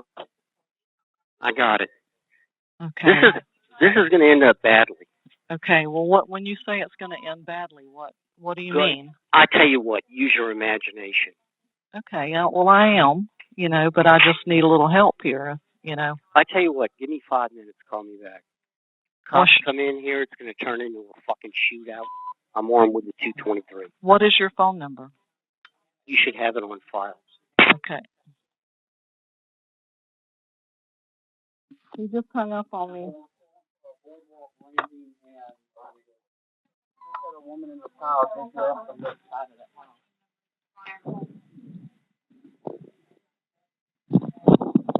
He told me to give him 5 minutes and call him back. He said they better clear the neighborhood. There's going to be a big explosion, and it's going to be directional. According to Nassau County Sheriff's Office, Under Sheriff George Luders swam as the former supervisor of Fortunia at the Trident Refit facility on the Naval Submarine Base Kings Bay. The suspect started working at the shop in 1997 and voluntarily retired in July 2010. Fortunia allegedly blamed Swan and another supervisor for losing his job. He made several death threats in the past to Swan for ruining his career. The scorned ex-employee had a history of violent behavior. In 2007, he was taken into custody under the Baker Act for threatening to kill himself. Police found notes at the scene indicating he had been suicidal for some time now. Shortly after, he was served with an injunction for protection and divorcing his wife and arrested for contempt of court in 2005. Fortunia happened to see Swan at a Yulee Walmart, and something snapped. Surveillance footage showed Fortunia intentionally running over Swan with his car, then getting out of the vehicle and pummeling him on the ground. Witnesses who saw the unfolding of the events called the police and followed the suspect to his home on Arrigo Boulevard in Fernandina Beach. According to looters, Fortunia barricaded himself inside his home and settled into a standoff with deputies, who called in a SWAT team from the Jacksonville Sheriff's Office to negotiate with him. In his final call, Fortunia said he wanted the operator to make sure that the man he killed in the parking lot was Swan. You want, sir? 911? Yes. I said, let me talk to the person I was talking to before. I live on... All right, hold on 1 second. Alan? Yeah. Hey, this is Linda. Hi, Linda. What's going on? I want you to do me a favor. I'm going to hang up Okay. again. Why? Because I want you to confirm to me that the person that I killed in the Walmart parking lot was Steve Swan. I can't live with myself if I thought I killed somebody that wasn't him. When you find that out, call me back. Okay. He should have had a wallet in his pocket that would have identified him. All right, and tell me, what's his first name again? Just confirm it for me. Steve, S-T-E-V-E-N. Swan, S-W-A-N. Call me back. Okay, I'll call you back. When SWAT officers finally entered the home, they found Fortunia dead from a self-inflicted gunshot wound. Investigators also found a makeshift bomb that did not detonate inside the home. Swan succumbed to the injuries he sustained. He was pronounced dead at the hospital.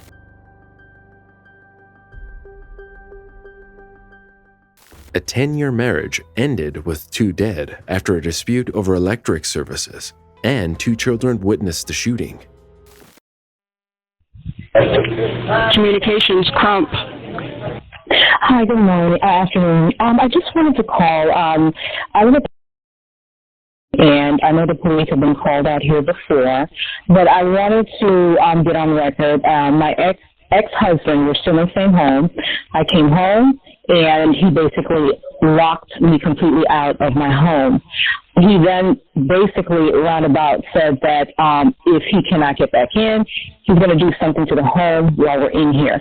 But I just want it on record that he he didn't physically do anything other than lock us out of the house, but it was an implied threat, and I just want it on record if you can. All right, let's get a deputy to talk to you on the phone so that way you can discuss this and have a event number documenting what you're saying, okay? What's your name? Okay, my name is Marcia. What's your phone number? Is he there now? No, he's gone. He's left. He literally turned off power, turned everything so we didn't have to get in. I had to get a locksmith to break into my own home. What's your ex-husband's name? Do you know his date of birth?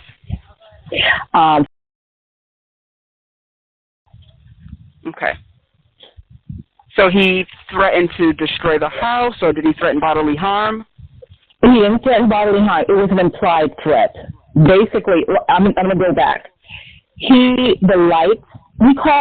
last time he called the sheriff out here, it was because he wanted to sleep at 10 o'clock because I was cooking. Now, the second thing that triggered him is because he wanted $50 for the light bill.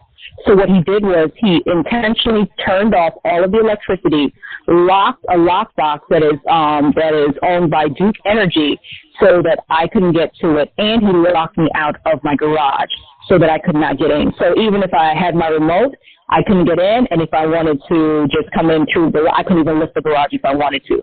So he intentionally did it. Okay. Well, I'm going to have the deputy reach out to you. It will come from a blocked or private number, so just make sure that you answer that, okay? Okay, thank you very much. You're welcome. Mm-hmm. All right. Take care. 911, where's your emergency? Yes, there's just been a fight and a shooting. There's been a fighting and a shooting? Yes. What's the address? Yes. Okay, and what exactly happened? I was coming home. There was an alarm in the system. It's like an engine to home. And I was coming inside or what have you to find out what was going on. I turned off the electricity. I had the electricity turned off. She didn't want me into the house. I got into the house. And my son attacked me. He was running home with her. He attacked me. I had my weapon on me. And while they were attacking me, I shot him. You shot him? Yes, I shot him and his mother. He's still alive right now, but his mother's not. I don't know. She could be alive. I don't know. Okay, are either of them conscious and breathing right now? I'm not sure. Hold on. Where's the gun right now? It's on me. He's conscious and breathing. Okay, where's the gun right now? It's on me. Can you secure that weapon for me? Yes. And so your son tried to attack you and you shot him by defending yourself? Well, it's not my son. It's her son. Yes. Yes. I shot him, and I shot her. I basically was on top of me, and I was fighting, and now that he got off me, I basically shot him. Yeah, that's how I think I shot her, and shot her. What is your name?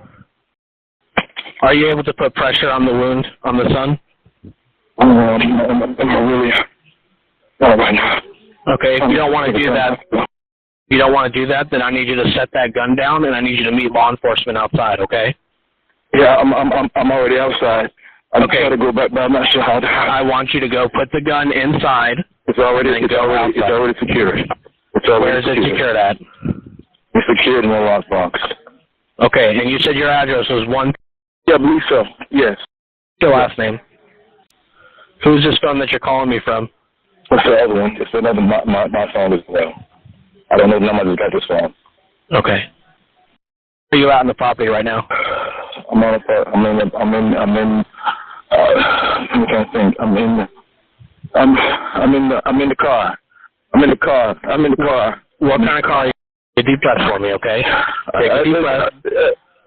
Take a deep breath. What kind of car are you in? What kind of car are you in? Forte. What color is it? White. Okay, you're doing a good job. I just want you to take a deep breath, okay? I don't want you to go anywhere. I want you to sit there and wait for law enforcement to come, okay?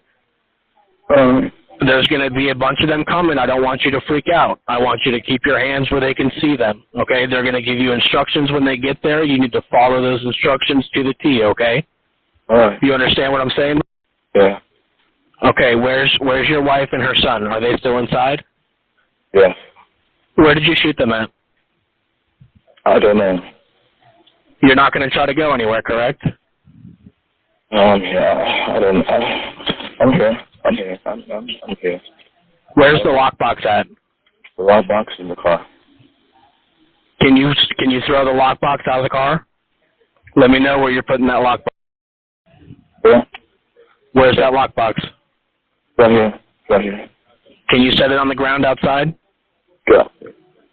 I need you to do that for me. Set the lockbox on the ground outside and let me know when you've done that. Yeah. I need you to talk to me. Yeah. I need you to talk to me. I need you to put that lockbox on the ground outside if you're going to wait in your vehicle. I don't want that weapon anywhere near you when law enforcement gets there. Okay. Yeah. Can you put that lockbox outside? Yeah. Okay, do that for me right now and let me know when it's done.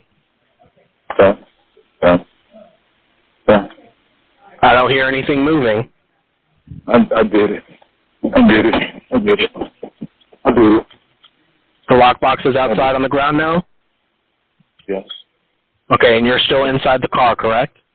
Yeah, I'm inside. Do you have any other weapons with you in the car? No.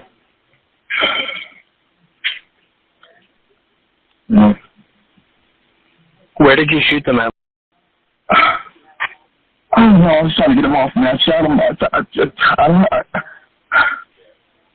I don't know. I don't know. I don't know. Okay, all right. Take a deep breath. I don't know, man. Just take a deep breath. Take a deep breath, okay? Yeah, she was dabbing me, trying to get him, and while he trying to hit me and trying to Okay. me. What's important right now is that you do your best to stay calm, okay? What's done is done. You can't change that. But what you can change is how we move forward from here, okay? I need you to take a deep breath and stay calm. You hear? Yeah. Where's your hands at right now? Can you keep them on the top of the steering wheel for me? There's going to be several officers coming. I don't want you to give them any reason to think you may have another weapon. Okay. Keep your hands where they can see them. You just keep me on the phone, okay? Yeah. How long ago did this happen? Oh, goodness. The kids are inside. There's kids inside? Yeah, the kids are inside. The man inside by themselves in the room. Yes, the kids are inside by themselves. How old are the kids? Like 5 and 6. Okay, and you didn't shoot them, did you? Oh, no! The kids. They're locked in their room? No, they're not locked. They're in the room. Doors open. Do you want me to go back inside? No, I want you to stay in the car. Okay, all right. Stay in the car. Stay in the car until an officer there tells you otherwise. Yeah. You're still in the car, right? Yeah. Okay, just keep me on the phone, okay? What are the kids' names inside? Oh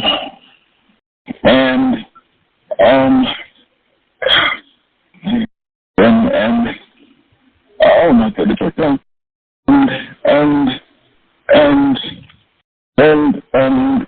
yes.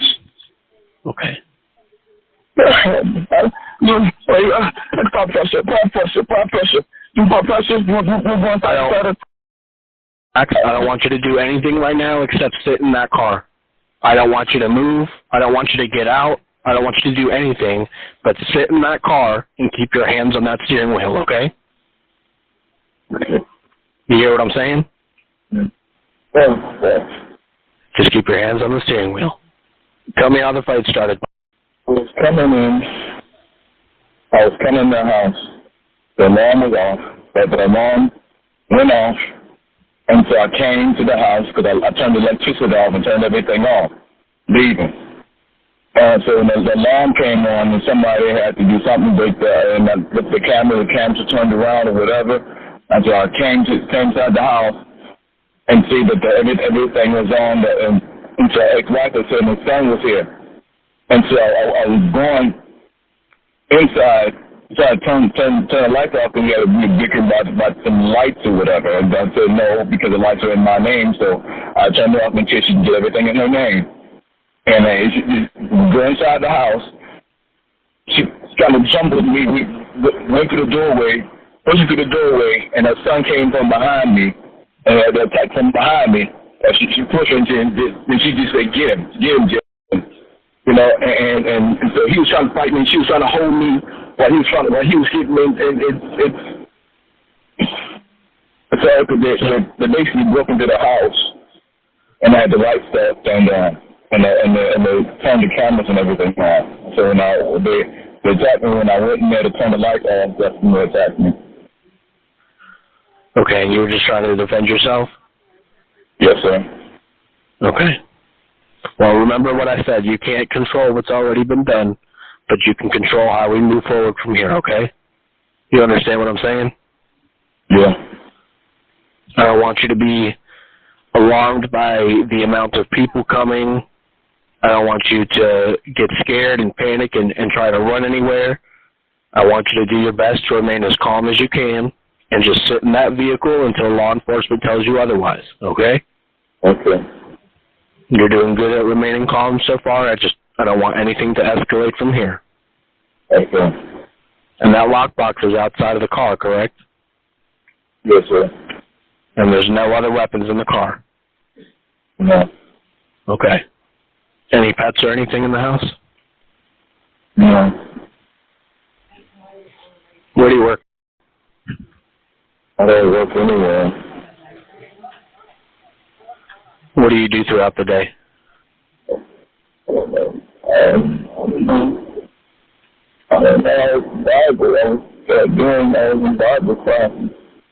Any hobbies or anything you like to do?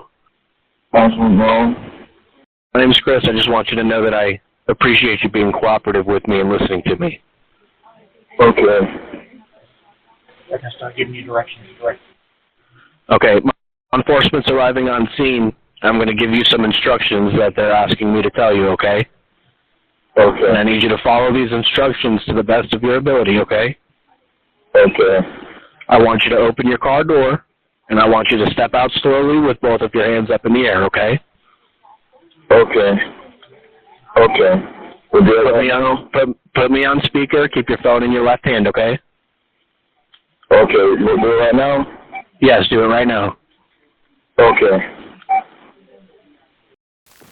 When deputies arrived at the Daytona Park Estates home just before 8 p.m., 47-year-old Michael D. Williams was sitting in a vehicle parked in the driveway. He surrendered and was taken into custody without incident. Officers then entered the home and found both victims, 48-year-old Marcia E. Banks Williams and her son, 28-year-old Robert Adams, deceased in the house. Adams's two children, ages 5 and 6, were also found in the house, unharmed. Detectives determined the defendant and his ex-wife had been involved in an ongoing dispute over domestic issues, including electrical power to the house. The couple was both still living together following their divorce in June. They had been married for 10 years. The victim and defendant had each called the sheriff's office on occasion over the past several months to document verbal arguments about the property and living arrangements. However, there were no allegations of domestic violence or any threats of violence. Williams explained he had shut off the power to the house, locked the electrical panel, and left. He said he returned to discover the victims had cut the lock, restored power, and placed a new lock on the panel. That led to the argument that led to Williams fatally shooting both victims.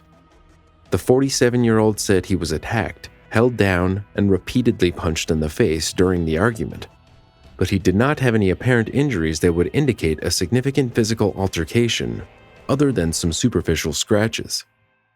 Williams's criminal history includes arrests several years ago in another jurisdiction for domestic battery, child abuse, and battery on a law enforcement officer, but he was not convicted of any of those charges. The shooter was transported to the Volusia County Branch Jail after his interview with detectives.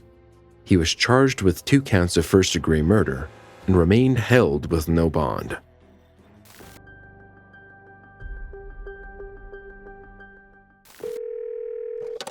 The following call contains details about a sensitive topic that some viewers may find disturbing. The information presented in this video is for educational purposes only. Dr. County 911, where's your emergency? Yes, I have a husband that is threatening with a shotgun that he is going to kill himself. Does he have the gun in his possession? He's got the gun in his hand and it is loaded. Okay. And this has he ever done this before? No. He's dementia and Alzheimer's, and he said he's going to commit. Okay, where is he at in the house? He just walked out on the back porch. He says he's going to do it. He's going to do it. And okay. He's just never been sick before. Okay. He has Alzheimer's, you said? Yes. Okay, I want to stay on the phone with you. I want you to keep me updated on him if he goes anywhere else, okay? Oh, no, he won't go anywhere. We've got fenced-in yard. Both gates are locked. But, geez, I can't see. Oh, God. Did he just shoot himself? That was a shot. Did he shoot himself? I can't see. Can you go check? Oh, my God. What do you see? I see my backyard. Okay, do you see him? I'm walking with a walker. Oh, he didn't. Don't put yourself in danger, but I want to know if you can see him. I cannot see him. Where? Yes, I can. Did he shoot himself? He looks bloody. He is in Where's the blood at? Huh? Where's the blood at? It's on his head. Oh, Is he moving? Ma'am, is he moving? Send somebody immediately. They're on the way, ma'am. They're on the way to you. They're coming. Okay. They're Okay. coming as fast. Oh my God, I can't believe this. I know. Stay on the phone with me. Oh. I need to know if he's moving. Oh no. Oh, he's breathing, but he looks like he's convulsing. And holy, he is. He's convulsing. Okay, I know. Where's the gun? I don't know. It only had one shot in it. Where is it? I can't see it. It's in the. Oh my God. Oh God. Oh. Just keep an eye on him. I need to know if he stops moving. Okay, I need to know. I gotta unlock the front door. Okay, go do that. Oh my God, where are they? They're on their way. They're coming to you as fast as they can. I just can't believe he's done this. Oh my God in heaven. I know. What is your name? Oh, yes. What is? I am a wreck. I know. No, physically, you're not hurt or anything, correct? Oh no, I have problems, but they're not connected to this. Okay. Oh my. Is he still convulsing? Let me go see. It seems like the blood is on. It's on the bottom side of his jaw on the left. Okay. It's the best I can. Okay, so blood is on the left side of his face, on his jaw? He's still moving. Okay. He's kicking his feet, but let me tell you what, his face is swollen. Okay. Do you see the gun? Do not. Okay. It's that death rattle, honey. I know. Misty, come with Mama. She's a poodle, a little poodle. Can you put her away? Oh, she's not danger. Okay. No. She just wants to get to him and love him. I know.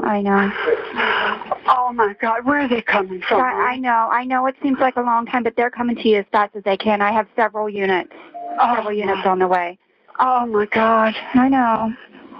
I cannot believe this man. What happened? What's going on with him? He has dementia and Alzheimer's. We've only been diagnosed about 9 months to a year.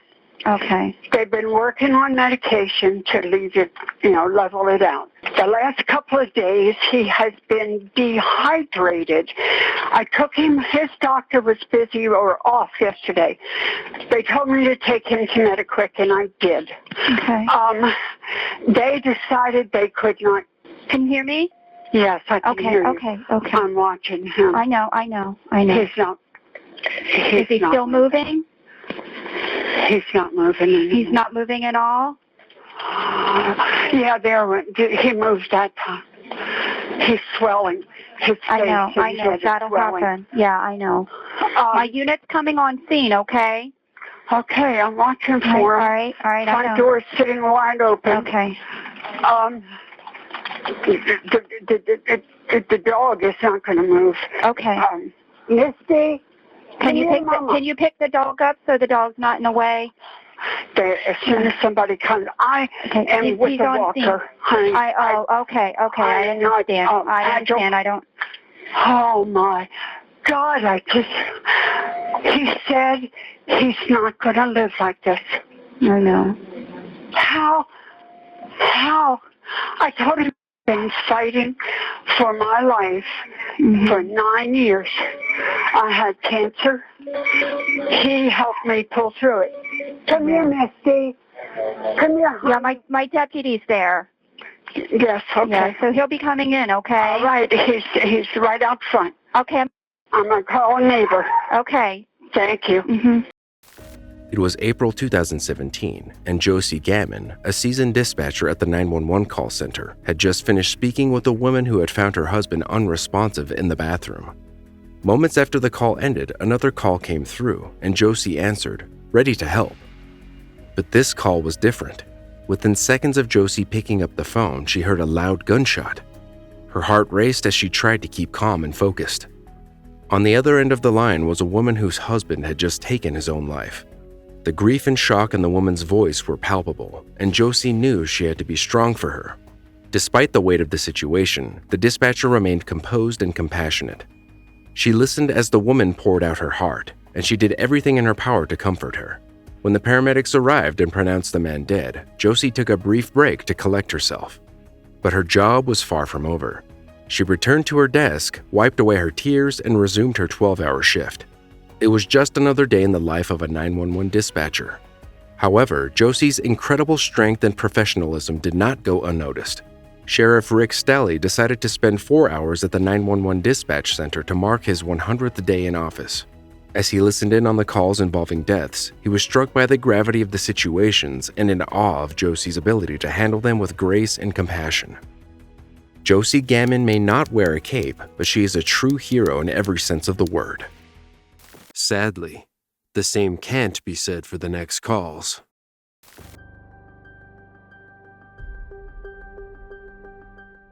Tamara Reed was watching TV just before 10 p.m. when she noticed her neighbor's lights were off, which was unusual. So she walked across the street and saw flames coming from the house. Terrified, Reed ran back to her home to grab her children and a fire hose. Fire rescue out. What is the address of the emergency? Okay, ma'am, repeat, listen, okay, I'm gonna get some help started. Repeat the address for me. Okay, where's the fire, ma'am? I'm getting help started. Okay, is everybody getting out of the house? You can't see? Okay, I've got help started, ma'am. They're coming. Ma'am, are you still inside of the house? You're stuck? Okay, they're coming. There's somebody still inside of that house? Huh? Okay. Okay, ma'am, are you able to listen? They're coming. They're coming. Are you inside of a room? Where are you?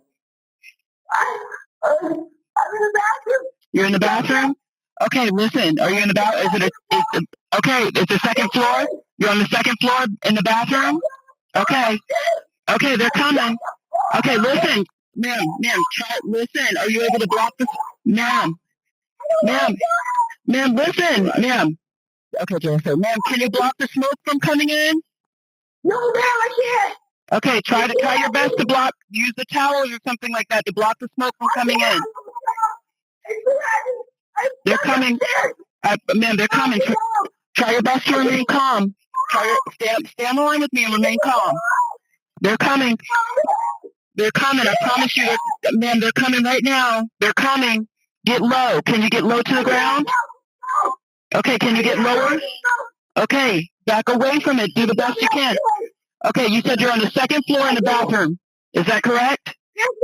Okay, I'm letting them know now. Listen, they're almost there. They're almost there. Okay, keep the door closed. I can't breathe. Okay, they're coming. They're coming, ma'am. They're on scene. They're on scene right now. They're coming to you. They're coming. Ma'am, they're coming to you right now, ma'am. They're coming. Just hang in there, ma'am. Okay, can you stay away from it? Okay, ma'am. Do you have any towels that you can use to cover up your nose so you can breathe? Anything you can use? Anything around you? Okay, okay.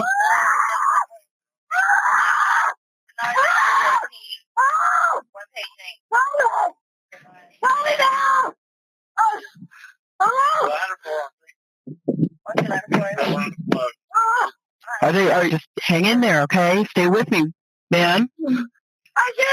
Okay, try to stay calm. No, try to stay calm. You can do it, ma'am. Hang in there. Stay calm. Cover your nose with your shirt. Do anything you can, ma'am. I can't breathe. They're coming, ma'am. Okay. Okay, ma'am. They're coming. They're coming, ma'am.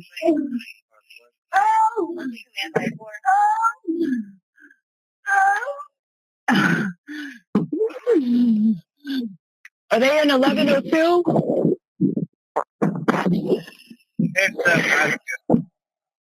Ma'am, you're in 1102 West 13th, right? Ma'am?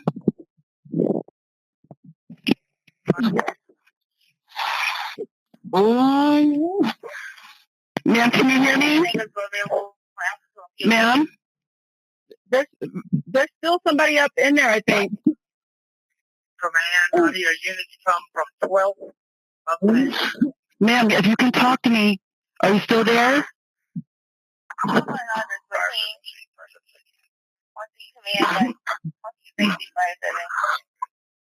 Ma'am? Can you hear me?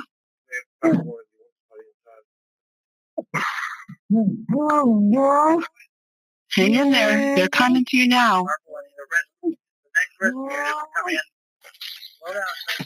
I can hear them. I think they're making the entry into the bathroom. I got a line going upstairs in the main door right now. They're very close to her.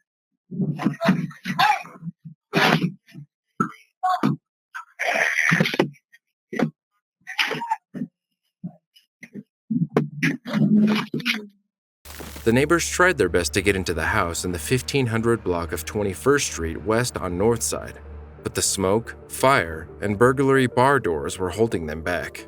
No one could get in until the Jacksonville Fire and Rescue Department arrived.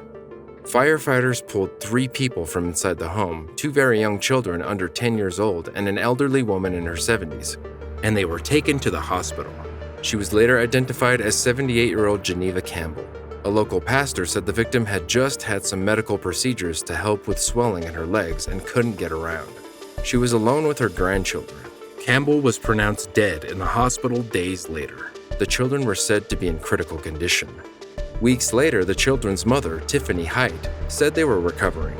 Her daughter, Stephanie, is just 2.5 years old, and her son, Derek, is 4. Stephanie was taken off the ventilator, but Derek was still on it. A GoFundMe page was set up to help the family rebuild. In February, Height wrote, "Thanks everyone who have donated. It's truly a blessing. My son is currently in Shands, Gainesville. He are undergoing surgery for skin grafts. My daughter is doing fine, but we are seeking therapy, so continue to please pray for our family for total healing. Investigators don't suspect foul play."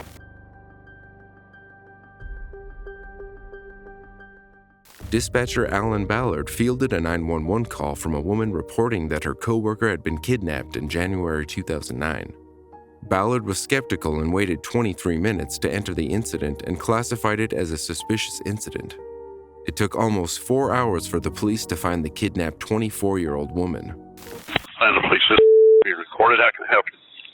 Yes, I'm calling. I have a concern for a coworker. She just called in, sounded very strange, and I asked her was she being abducted or, held hostage, and she was just like, yeah. So do I need to call your line or whomever? She's taking her son to school. He attends. I don't know if her boyfriend is. Is she out in the car right now? Well, she called from, yes, she's in a car. She said she was taking her son to school. He attends. What's her phone number? I have her cell number. It is. Stay on the line with me.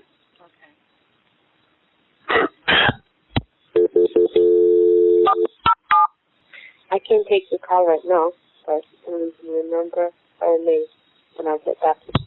Do you know where she lives? I do know where she lives. What the question that sort of comes to my mind as we talk is that if she's out driving, was somebody there in the vehicle? Somebody there with her, yes. In the car? In the car with her. Okay. Do we know where she is at this time?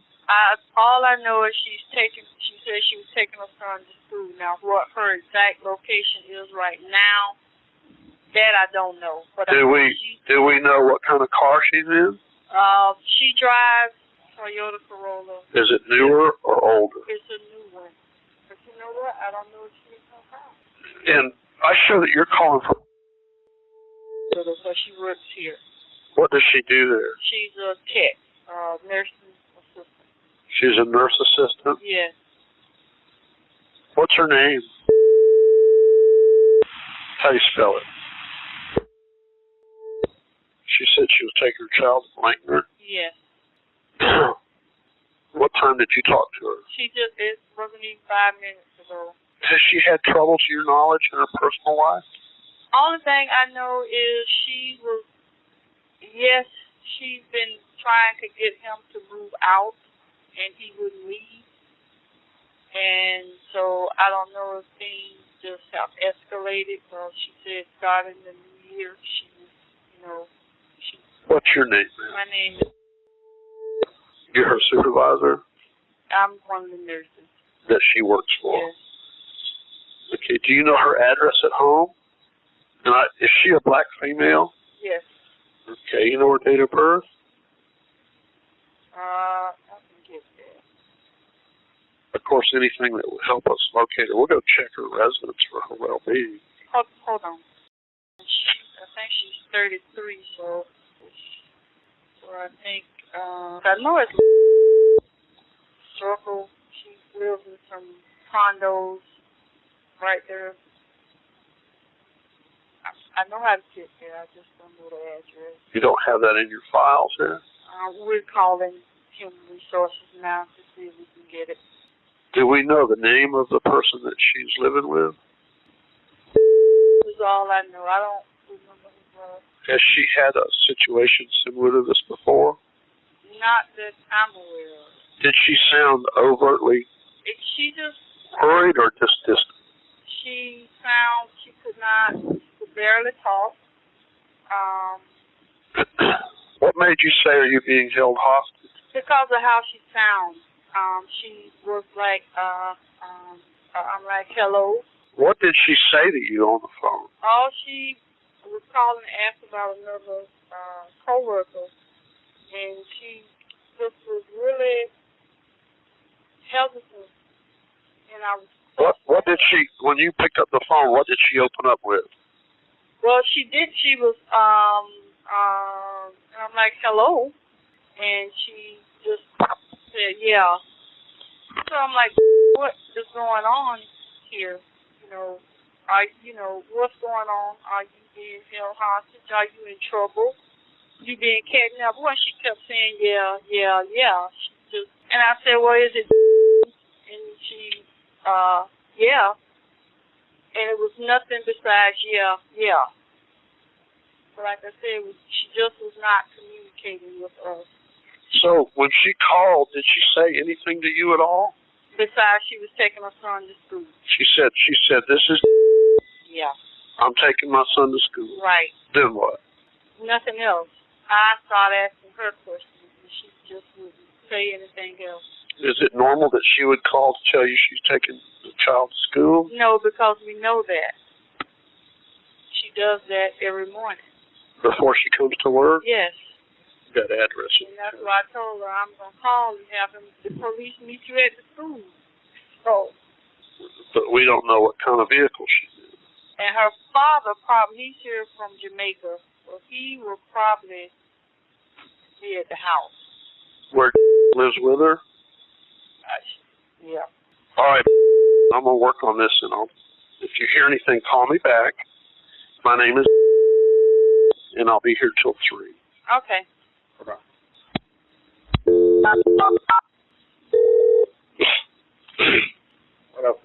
Hello, is this Dad? Yeah. Hey, sir, this the Orlando Police Department. Is there? No, she's been out here. Where did she go? I don't know. You take her to school. Is she having a problem with? We were having some problem, but she cannot just take the man James gone out. See what? Man James been out and into. Okay, was she having a problem with? That's right now here. She is or no? No, not right now. She's okay? Yeah.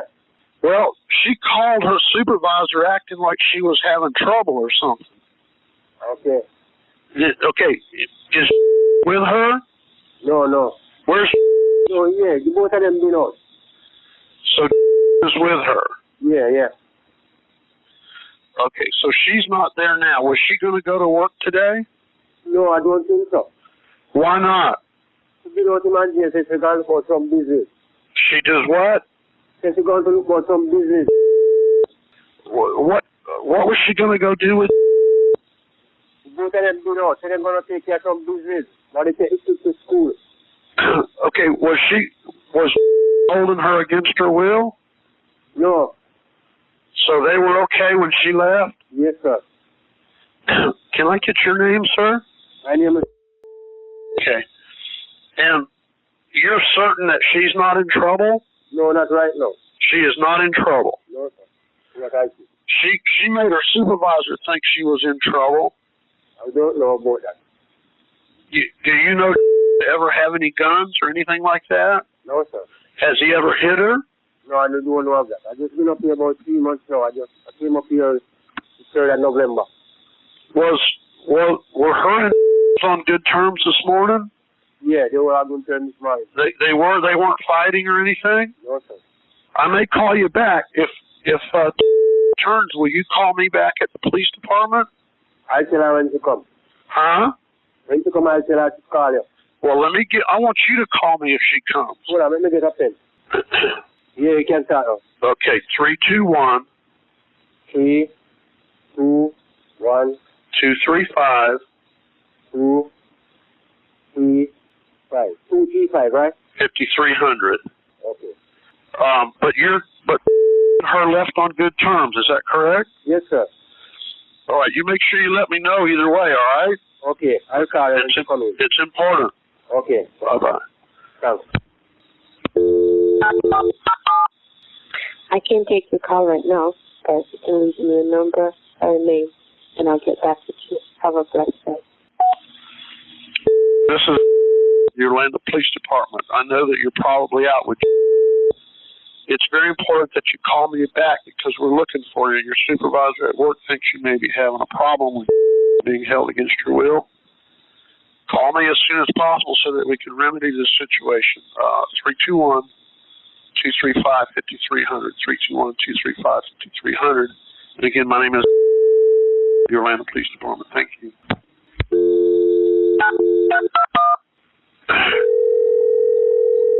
Good morning, Outpatient Desk. Hey, is Here, 1 minute, please. This is can I help you? This is the Orlando Police Department. I got a hold of her father at home. Uh-huh. He says that she left on good terms with this morning, that they were going to take the child to school, and that she had some business to take care of with him today. Well, And that he didn't think she was going to work. that's not what, I mean. He said there wasn't any problem and that they were getting along fine and that they had some business to take care of today and that she was not going to work. Could she have been playing a little bit of a game with you? No, not with me. Now, she might have played one with her daddy, but no. But he said he didn't see any hard feelings, any manifestation of force being used, that they left on good terms. That I said, was she going to go to work today? He said he didn't think so. They were going to go take care of some business. Has she been out? No. Has she been out from work? No. Well, I have a couple officers checking blanket for the car. She's not answering her cell phone. I'm just reporting back to you that side of the story. Well, because I wasn't the only person. My charge nurse, she called, and basically she just said, hold on. Hello? Yes, ma'am. Yes, this is. Okay. Yeah, and she called before she spoke to, and she called, and I couldn't even understand her, or barely I could hear. I said, "Who is this?" And then she said, "This is," and that's her, other name we call at work. And she said, "I'm sorry, I won't be able to come to work." So she did tell you that. Yes. Yes. Okay, that's okay. Yeah, and she said, then I said, "Is everything okay?" She said, "No." Then she, immediately hung up. Well, her father, I told Well, I called her father. He said that her and on good terms this morning, and that she told him that she wasn't going to work, that they had some business to take care of. Okay. And he conveyed that she didn't leave under duress, that he could determine, and there was no weapons involved. Maybe they got in the car because, we know that she was asking him to leave for the last few months. What's the address that you're at? Our address? Uh-huh. This is the second building. Are you at? Yes, sir. Okay, and that's Lucerne. Lucerne, yeah. And where exactly are you? We are on the... I'm going to send an officer up to talk to you, okay? Okay. All right, bye-bye. Atlanta Police is being recorded. I can help you. Hello. What can I do for you, sir? You what? Thank you for calling. What? Like some problem, Huh? Say that again? Like some problem with... You think now she's having a problem? Yeah, but you really can't find the hospital. I'm trying to call. Okay, please talk slow for me so I can understand you. You have a beautiful accent, but you talk... the West Indians talk a little faster than I do. Okay, sir. What kind of problem do you think she's having? We have some problem with you, man. They are on the road, sir, and I call her. I'm after you try to give me the cab number of the car, and you say you can't give me something. Let me talk to you. You say no, you can't talk to me. Something wrong with you, man. But what I would like, sir. Just a minute. I would like somebody from police to come over. Just a minute. Okay, so who called? He called? We have called her, and she came back and called her, and after... Okay, you called her and she answered? She never answered. She had a good right to answer. The boyfriend answered? No, she answered. But we talking to me, try to give me the card number of the car. And he said, all right, come out of the car and give me the car. He can't give me, so he can't do it. Okay, so you called the daughter on the cell phone, and then what did she say? We starting like her wife is very low down. So I tell her, give me the number of the card and the car. I said, no, she can't give me. Some say, me she can't give me. Some say, no, you have the car, so I must know the card number. He said, no, you don't know.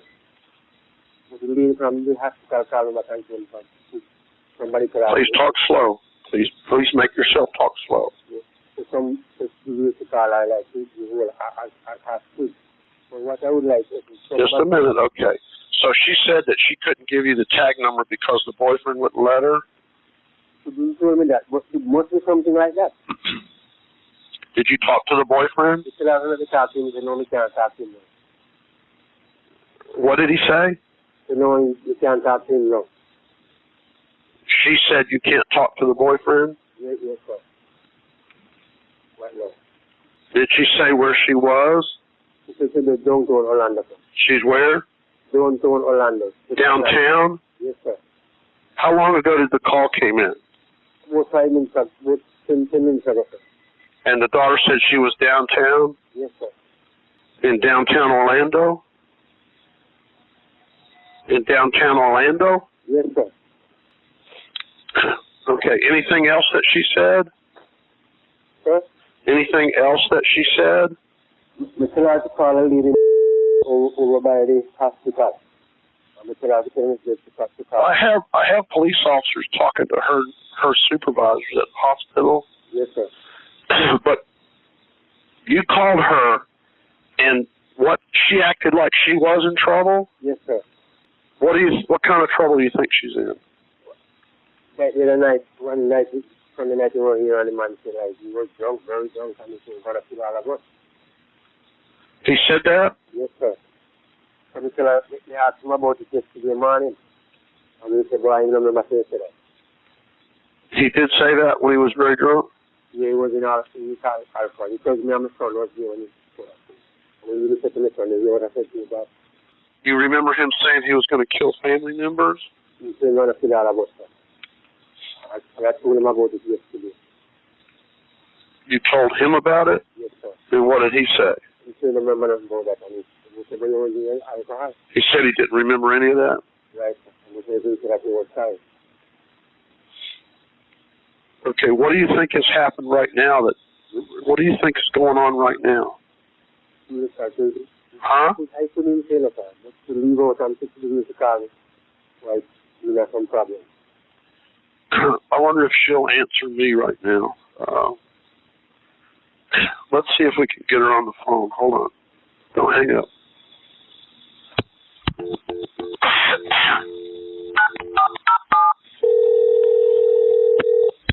Hold on.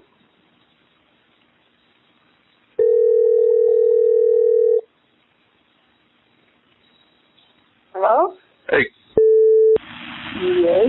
This is at the police department. We are very worried about you.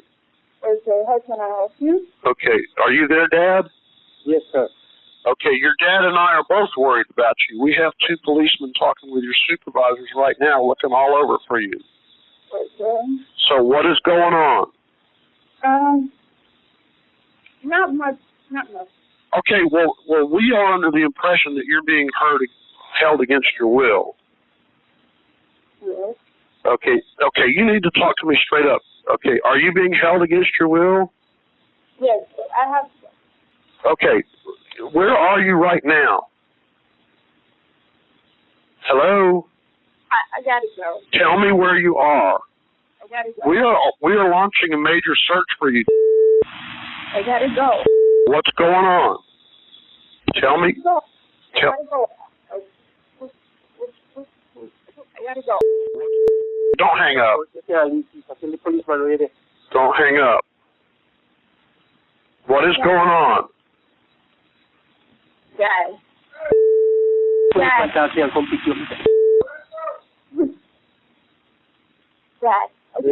I gotta go. You have to go. Yes, I gotta go. Don't hang up. Where are you? You need to tell us where you are. You can tell us where you are. Huh? I'm downtown. You're downtown where? I'm downtown taking care of some business. I'm in the bank right now. Okay, but if you're in a bank, you need to stay there so that we can send an officer. We're going to be launching a major search for you, and you could be charged with all that expense if you don't cooperate with me.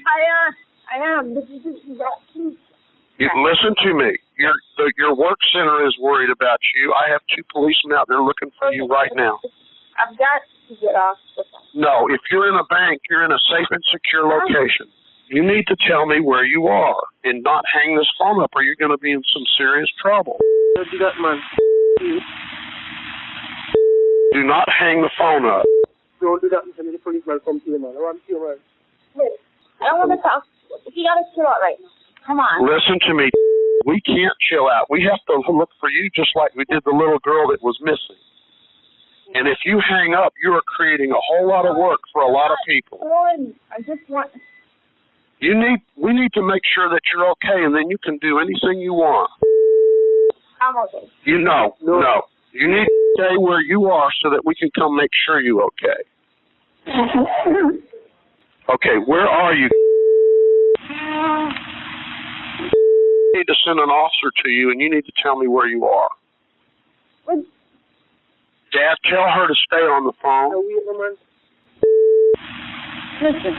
You're going to be in some serious trouble if you don't cooperate. What? Please let the policeman come to you. Oh. Will they take you? Hey. Listen, Daddy, will they take you? I can't. What do you mean you can't? We need to know where you are so that we can come make sure you're okay. Then you can be on your way. Exactly, sir. This is a serious problem. I mean, we're going to be putting a helicopter up. Pardon me? We're going to be putting a helicopter up. We're going to be looking for your vehicle. We're going to be taking people out of the car at gunpoint. You need to tell us where you are to put a stop to this if we can.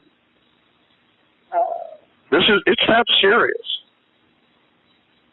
Your work is called, and they're very worried about you. Your dad is very worried about you. You need to put a stop to this. And we need to come and make sure you're okay, and then you can be on your way. Okay, I will go by my job and let them know that I'm back. No, Don't do that. Let the policeman come to you with it. We need to come. You're in a bank. Can you? Listen to me. If you no. No. Listen to me. You're creating a serious problem. No, it's not. It's not steady. It's not that. Try my job, and I will just let them know. No. I need to send an officer to you. Right. We don't want you to go to your job. We want to send an officer to where you are right now. Exactly. So tell me the bank you're at. You need to stay right there, and you need to listen to me because I'm very serious. This is the kind of stuff that we put out Amber Alerts for. That's the kind of problem you're in. You have made a lot of people be very concerned about your well-being. If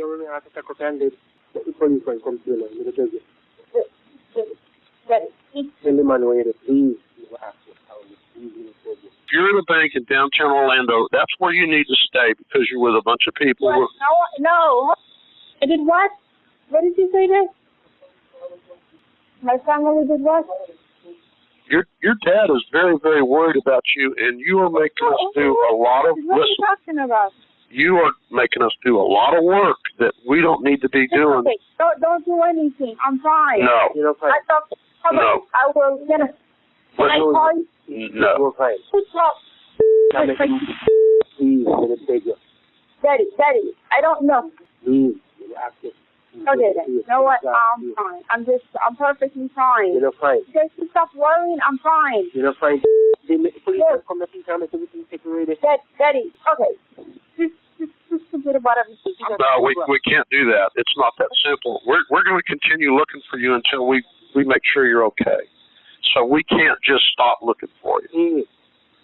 So you're going to have to do your part, or you're going to escalate the situation. Yeah, I'll make it more easier. Okay. Okay. Listen. How about this? I'll go. No, we don't want you to go anywhere. We want you. I didn't tell anybody. I'm me calling.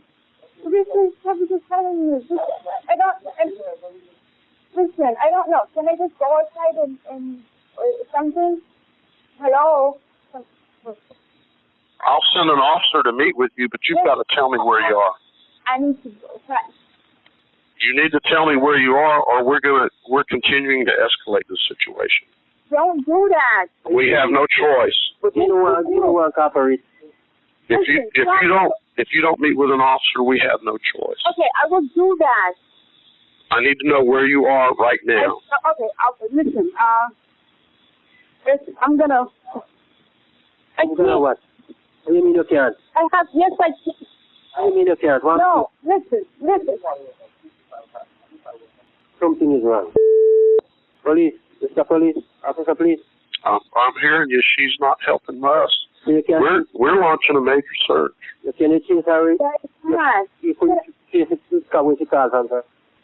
Where are you?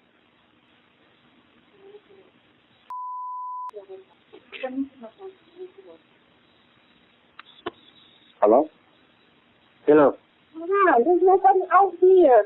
Look, I just stopped. Hello? Hold on, I just need to go outside. Hello? Are you? Yes, I am. This is the Orlando Police Department. We have launched a major search for her because I said this is the Orlando Police Department. Yes, sir. We have launched a major search for her because her employers at work feel that she's being held against her will. No, sir. And you can't just tell me no because we've already started all the way up to the level of an Amber Alert. So we need to come make sure she's okay, and then if she's okay, she can be on her way. Yes, sir. But I'm being very serious about this. You need to cooperate because you're involved in this too. Yes, sir. And so I need to know where she is so that we can send an officer to make sure she's okay. And that's what I want from you. Where are you? Yes, sir. Yes, sir. Not a problem. You need to tell me where you are, and you need to stay there till I can get an officer over there. So where are you? I don't want you going anywhere. The officer has to come and make sure that she's okay, and then she can be on her way. So where is she? I'm not playing with you. It's a very serious matter. Are you going to tell me where she is? Are you there, Dad? Yeah, I'm still here. What's doing? I don't know. Hello? I'm still here, sir. Oh, man. It sounds like the line is still open. Oh. Is that at your place or is that at their place? Yeah, police officer just came by. Police officer's there now? Mm-hmm. Let me talk to the police officer. Hey. John? No, this is... I'm on the desk. Okay. Hey, you're the officer? Yep. Okay. The boyfriend was just on the phone, and they're both very evasive. She not being forthright on where she is, she did offer to go by the work center over at Lucerne to let them know she's okay, but she refused to let us come check on her. Okay. But Right. something's going on. Well, let me see what's going on here. And so now, are they going to call back here, or have you been talking to her? Well, Dad called saying that he heard from her. Okay, but you have not talked directly to her. I did. I did a three-way with Dad, trying to get Dad and I to plead for her to tell us where she is. Okay. So we reached her on the cell phone. Okay, what I'm going to do is get some info from Dad here, and then see if I can put a call into her. You got it. All right, thanks. Bye. Emergency 911. Is there? I talked to him earlier. He's actually stepped away from his desk for a break. Is there something I can help you with? Can you just let him know that the person we called about being held hostage just called us again, one of our coworkers. Did you get an address, or did you? She don't know where she is. The person driving the car, she just said she's been threatened. She can't talk. She don't know where she is. Did you give a phone number? I gave the phone number to, yes, he has my number. And he has the number of the person that He has her cell number, yes. Okay. And what was that number that you gave? My number is... And your name again? And what was the name of the person that's calling? Her name is... And what's the phone number for her? Can you hold on for one moment? Yes. Thank you. Yes. Okay, thanks for holding. You have two officers just walked in the door. I was going to say, we should have officers there to meet with you about this. Okay. Okay? Thank you. You're welcome. At 8:12 a.m. on January 27th, the dispatcher learned that Loida Slowly might have been kidnapped through a call from the victim's supervisor at Lucerne Hospital in Orlando. Slowly, a hospital technician, called in sick that morning. Talking in a questionable tone and lowered voice, she told her supervisor, Cheryl Blake Robinson, that she was dropping off her son at school. Blake Robinson knew Slowly was having trouble with her ex-boyfriend, James Clayton. By asking yes and no questions, the supervisor got Slowly to tell her that her ex-boyfriend had kidnapped her. As the morning progressed, the dispatcher talked with Slowly's father, Herbert Slowly, who lived with the victim, his son, his wife, and his grandson at their Rosemont home. According to a 911 recording and report, Herbert initially said nothing was wrong. However, he later called back and said Clayton told him he would kill the entire Slowly family. The victim's younger brother, Lance Slowly, packed his things and temporarily moved out of the family apartment and in with a friend. Statements made by Loida's friends and relatives painted a picture of domestic abuse. Clayton allegedly beat Slowly, but she repeatedly refused to call the police. In March 1989, Clayton was arrested in Alachua County for the killing of his then live-in girlfriend. According to a police report, he pleaded guilty to second-degree murder and was released on probation after serving 8 years. In a sworn statement by Clayton's former girlfriend and a close friend, Delphine Milliken, shared that Clayton called her on January 24th to tell her he felt something was going on between the victim and his close friend and co-worker, Harold Bailey. Clayton had found Slowly's car outside Bailey's residence the day before. Milliken claimed that Clayton had suspected the secret relationship, but this was the first time he'd seen evidence of it. According to Bailey's statement to the police, Slowly had recently told him that her relationship with Clayton was over. Bailey also said that Clayton knew about his relationship with Loida Slowly. Bailey testified to having seen injuries on Loida Slowly caused by Clayton, although he never witnessed the abuse firsthand. At about 9:45 a.m., the dispatcher reached Slowly, who confirmed she had been kidnapped. The dispatcher pressured her to give her location by saying her search took up police resources. The dispatcher then connected Slowly with her father, who also pleaded with her. At 11:30 a.m., detectives traced signals from Loida Slowly's phone to the area of North Magnolia Avenue and Park Lake Street. They found her empty Toyota Corolla in the courtyard by Marriott Hotel parking lot and learned that the victim in Clayton had checked in 2 hours earlier. Inside, she was found dead on a downtown Orlando hotel floor, shot at least 4 times by her ex-boyfriend. Police found the 46-year-old collapsed on top of Slowly, dead. He killed himself with a single gunshot wound to the head. An internal investigation was launched on the dispatcher who handled the 911 calls after a complaint within the department. The dispatcher was found to have made several mistakes in the case of Slowly, including having failed to warn his supervisor that the case was urgent.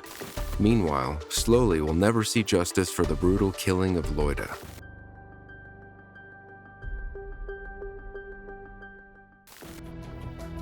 On June 25, 2017, in Vineland, New Jersey, 45-year-old Deanna Scordo was murdered in her sleep. Leading up to this horrific incident, 23-year-old Tyler Drowley would drive his girlfriend to work on the small blueberry farm where Scordo lived with her father. After having had the opportunity to covertly surveil the farm almost daily, he decided to rob them late that evening. He brought along with him a friend, 20-year-old Quamir Benjamin of Newcastle, Delaware. The two were not apprehended immediately, pending an investigation.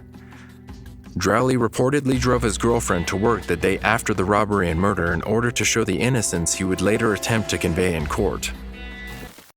911, where's your emergency? I think I need an ambulance. Somebody broke in the house. I don't know, 2 guys, but I was upstairs. I was sleeping. I heard 2 gunshots. My daughter is on the floor. Okay, slow down. So you said you were sleeping and you were woken up to 2 gunshots? Yeah, my daughter's laying on the floor upstairs in the house. Is she shot? Yes, 2 shots. Where is she shot at, sir? I don't know.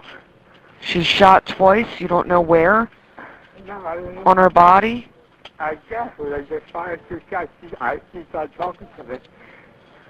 Is she awake? No, I don't know. Is she breathing? Oh my God, I don't know this. Okay, the people that shot her, sir, where are they? They ran out of the house. Okay, any description? Were they males? Were they females? They had a black hood. Excuse me? They had a black hood. Okay, how many were there? 2, I see. Okay, were they white, black, Hispanic? I couldn't tell. Okay, they were males? What we say? They still. They were males, sir? 2 males? Yes. Okay, we don't know the race. And what were they wearing? Black hood. Both in black hoodies? Yes. He's dead. Come on. And did they leave on foot or in a vehicle? They leave on foot. I didn't hear nothing. What direction? Huh? What direction? I don't know. It could either be towards Winslow or Hamilton. Okay, well, you're in Winslow. Did you see, like, what direction they left in? No, I didn't. I'll tell you, I was sleeping. I heard 2 gunshots. Okay. And my daughter screamed. And I got out of bed. I thought I was dreaming. But I wasn't. Oh, how old is your daughter? 43. 43? Yes. Okay, and what room is she in? She's in the corner of the house. I'm in the bathroom. In the corner of the house? She's dead. She's not even talking to me. Okay, do you know how these 2 gentlemen got in your house? No, I don't know. Okay. I got through the cellar door. I have them on the way over there, sir. Okay. Okay, are you able to go in the room and see your daughter? Hello? Although it is not known which of the perpetrators actually shot Deanna Scordo, both Tyler Drowley and Quamir Benjamin were held equally accountable at trial. It was pointed out by the Scordo family that just 10 days before the murder, Drowley broke a man's arm with a metal pipe and was charged with aggravated assault and a weapon offense, but was released from custody while awaiting trial. Drowley and Benjamin were both found guilty of murder, burglary, weapon offenses, and related charges in the slaying of Deanna Scordo. Before sentencing, the judge noted that while Drowley showed a lack of remorse in the time following the murder, the crimes took place during a small period of abhorrent behavior. Quamir Benjamin would be sentenced to 38 years in prison, while Tyler Drowley received a 40-year sentence for his part in the crimes.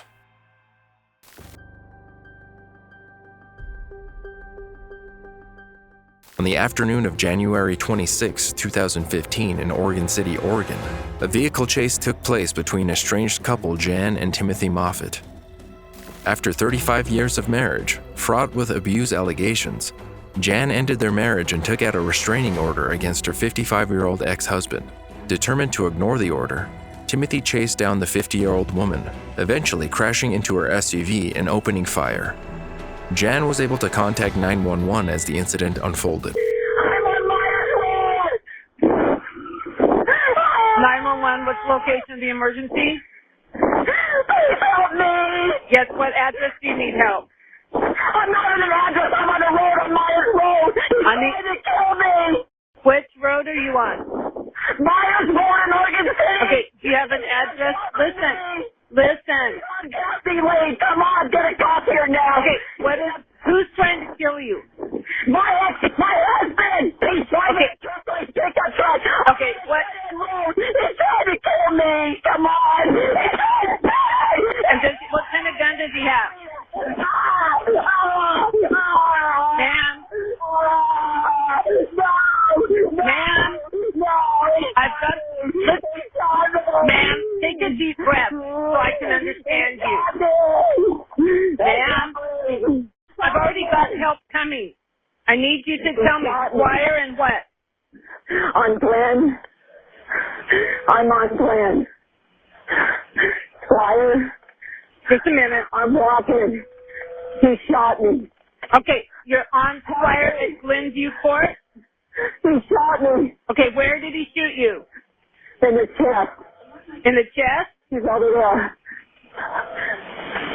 I can't breathe. You get on my back. Okay, hold on just a moment. There's a drummer on the hood. I just have to walk. Hurry, he's coming. Okay, go in the bar. Go in the bar. Close the door. Lay down on my floor. Lay down. Lay down on my floor. Lay down. Lay down. We're safe. We're safe. We're safe. She's not going to come.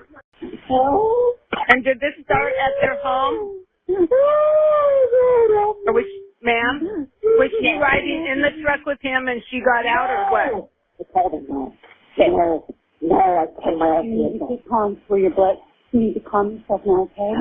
Because your blood is going to be running too fast. Ma'am, we don't know where he is, correct, in the turquoise pickup? Correct. And she just was walking and came to your house, correct? Correct.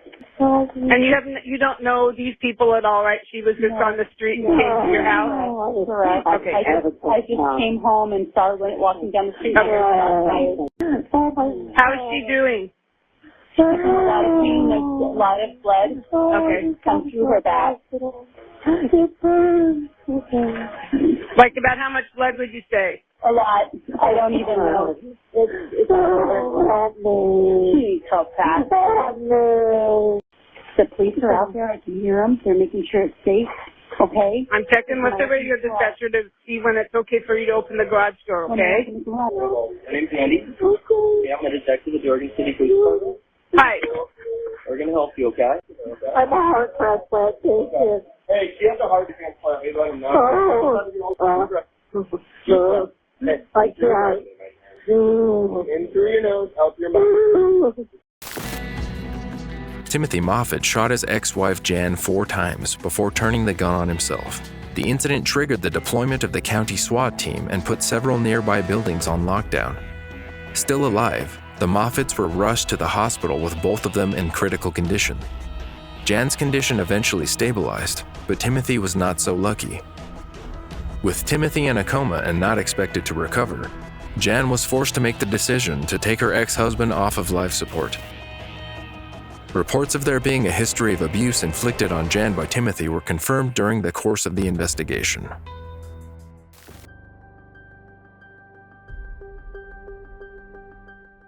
Groton Town grapples with a shocking quadruple murder by a 22-year-old college graduate from Maine who bludgeoned his own mother, grandparents, and caretaker to death in September 2017. 911, recorded line. Yes, I'm calling for 42 Common Street. My name is Wagner Alcocer. Yep. We have a young guy, about 20 years old, completely naked with mud. He's a little bit crazy, and he keeps saying that he murdered 4 people. We don't know who he is. Okay. I made him sit in the backyard. He's just sitting in a chair, but he needs help. Stay on the line with me. Don't hang up, okay? Hold on one second.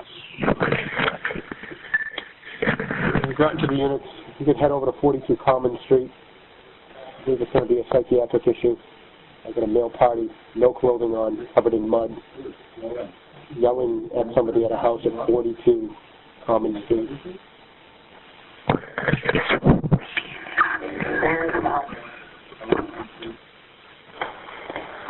Give me a towel, honey. A towel. Okay, sir. I have them on the way. I'm just going to stay on the line with you while they're on the way. Okay.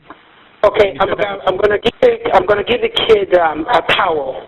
I wouldn't go anywhere near him. Okay.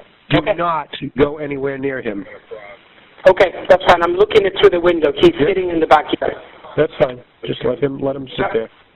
Just let me know if he goes anywhere. 42 Common Street, correct? Correct. All right. Did you say anything? Did I? I'm talking to my police units. Oh, sorry. Receive. Be advised, we have several calls, I think, in this matter. I know. I got another one on the other line, the same thing. Sir, I'm just going to put you on hold for 1 second. Don't hang up, okay? Okay. All right, thank you. All right, my officer should be out at your address, sir. If you can just confirm that he's there. He is here. He's sitting in the backyard. No. Can you confirm that my police officer is there? Hold a second.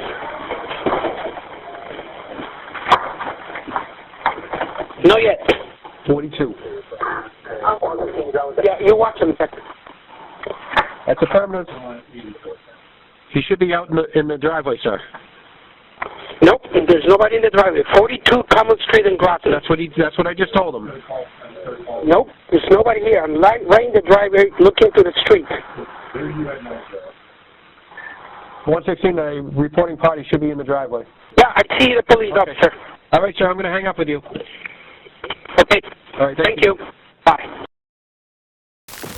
Orion Krause, a recent college graduate and talented jazz musician, became an accused murderer when he reportedly used a baseball bat to kill his 60-year-old mother, Elizabeth Buffy Krause, as well as his grandparents Frank Darby Lackey III and Elizabeth S.U. Lackey, who were both in their late 80s. He also allegedly killed the 68-year-old caretaker, Bertha Mae Parker, who had been looking after his grandparents. His grandparents and mother were found dead inside the house, and Bertha Mae Parker had been found outside.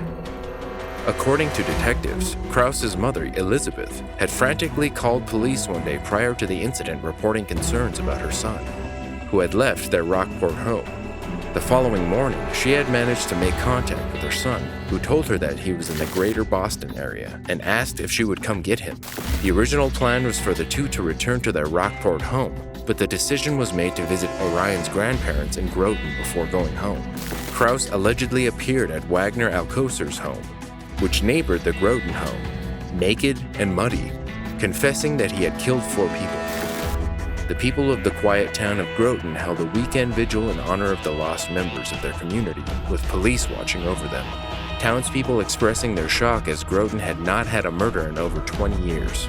Today, we face the reality that violence has come to our community in a particularly painful way. Reverend Elia Kemmler said, 4 people are dead, 2 of them elderly, killed by a young man who was known and loved by them. We do not understand this.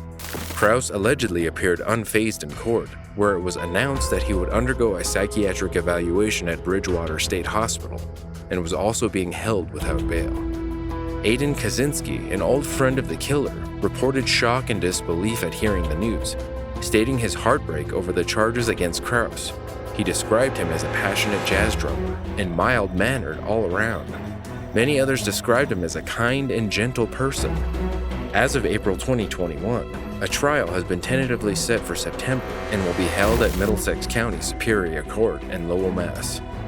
It is yet to be determined whether Krause will be deemed criminally responsible and sentenced to life in prison or found not guilty by reason of insanity and committed to a mental institution. For more True 911 calls, watch this episode next.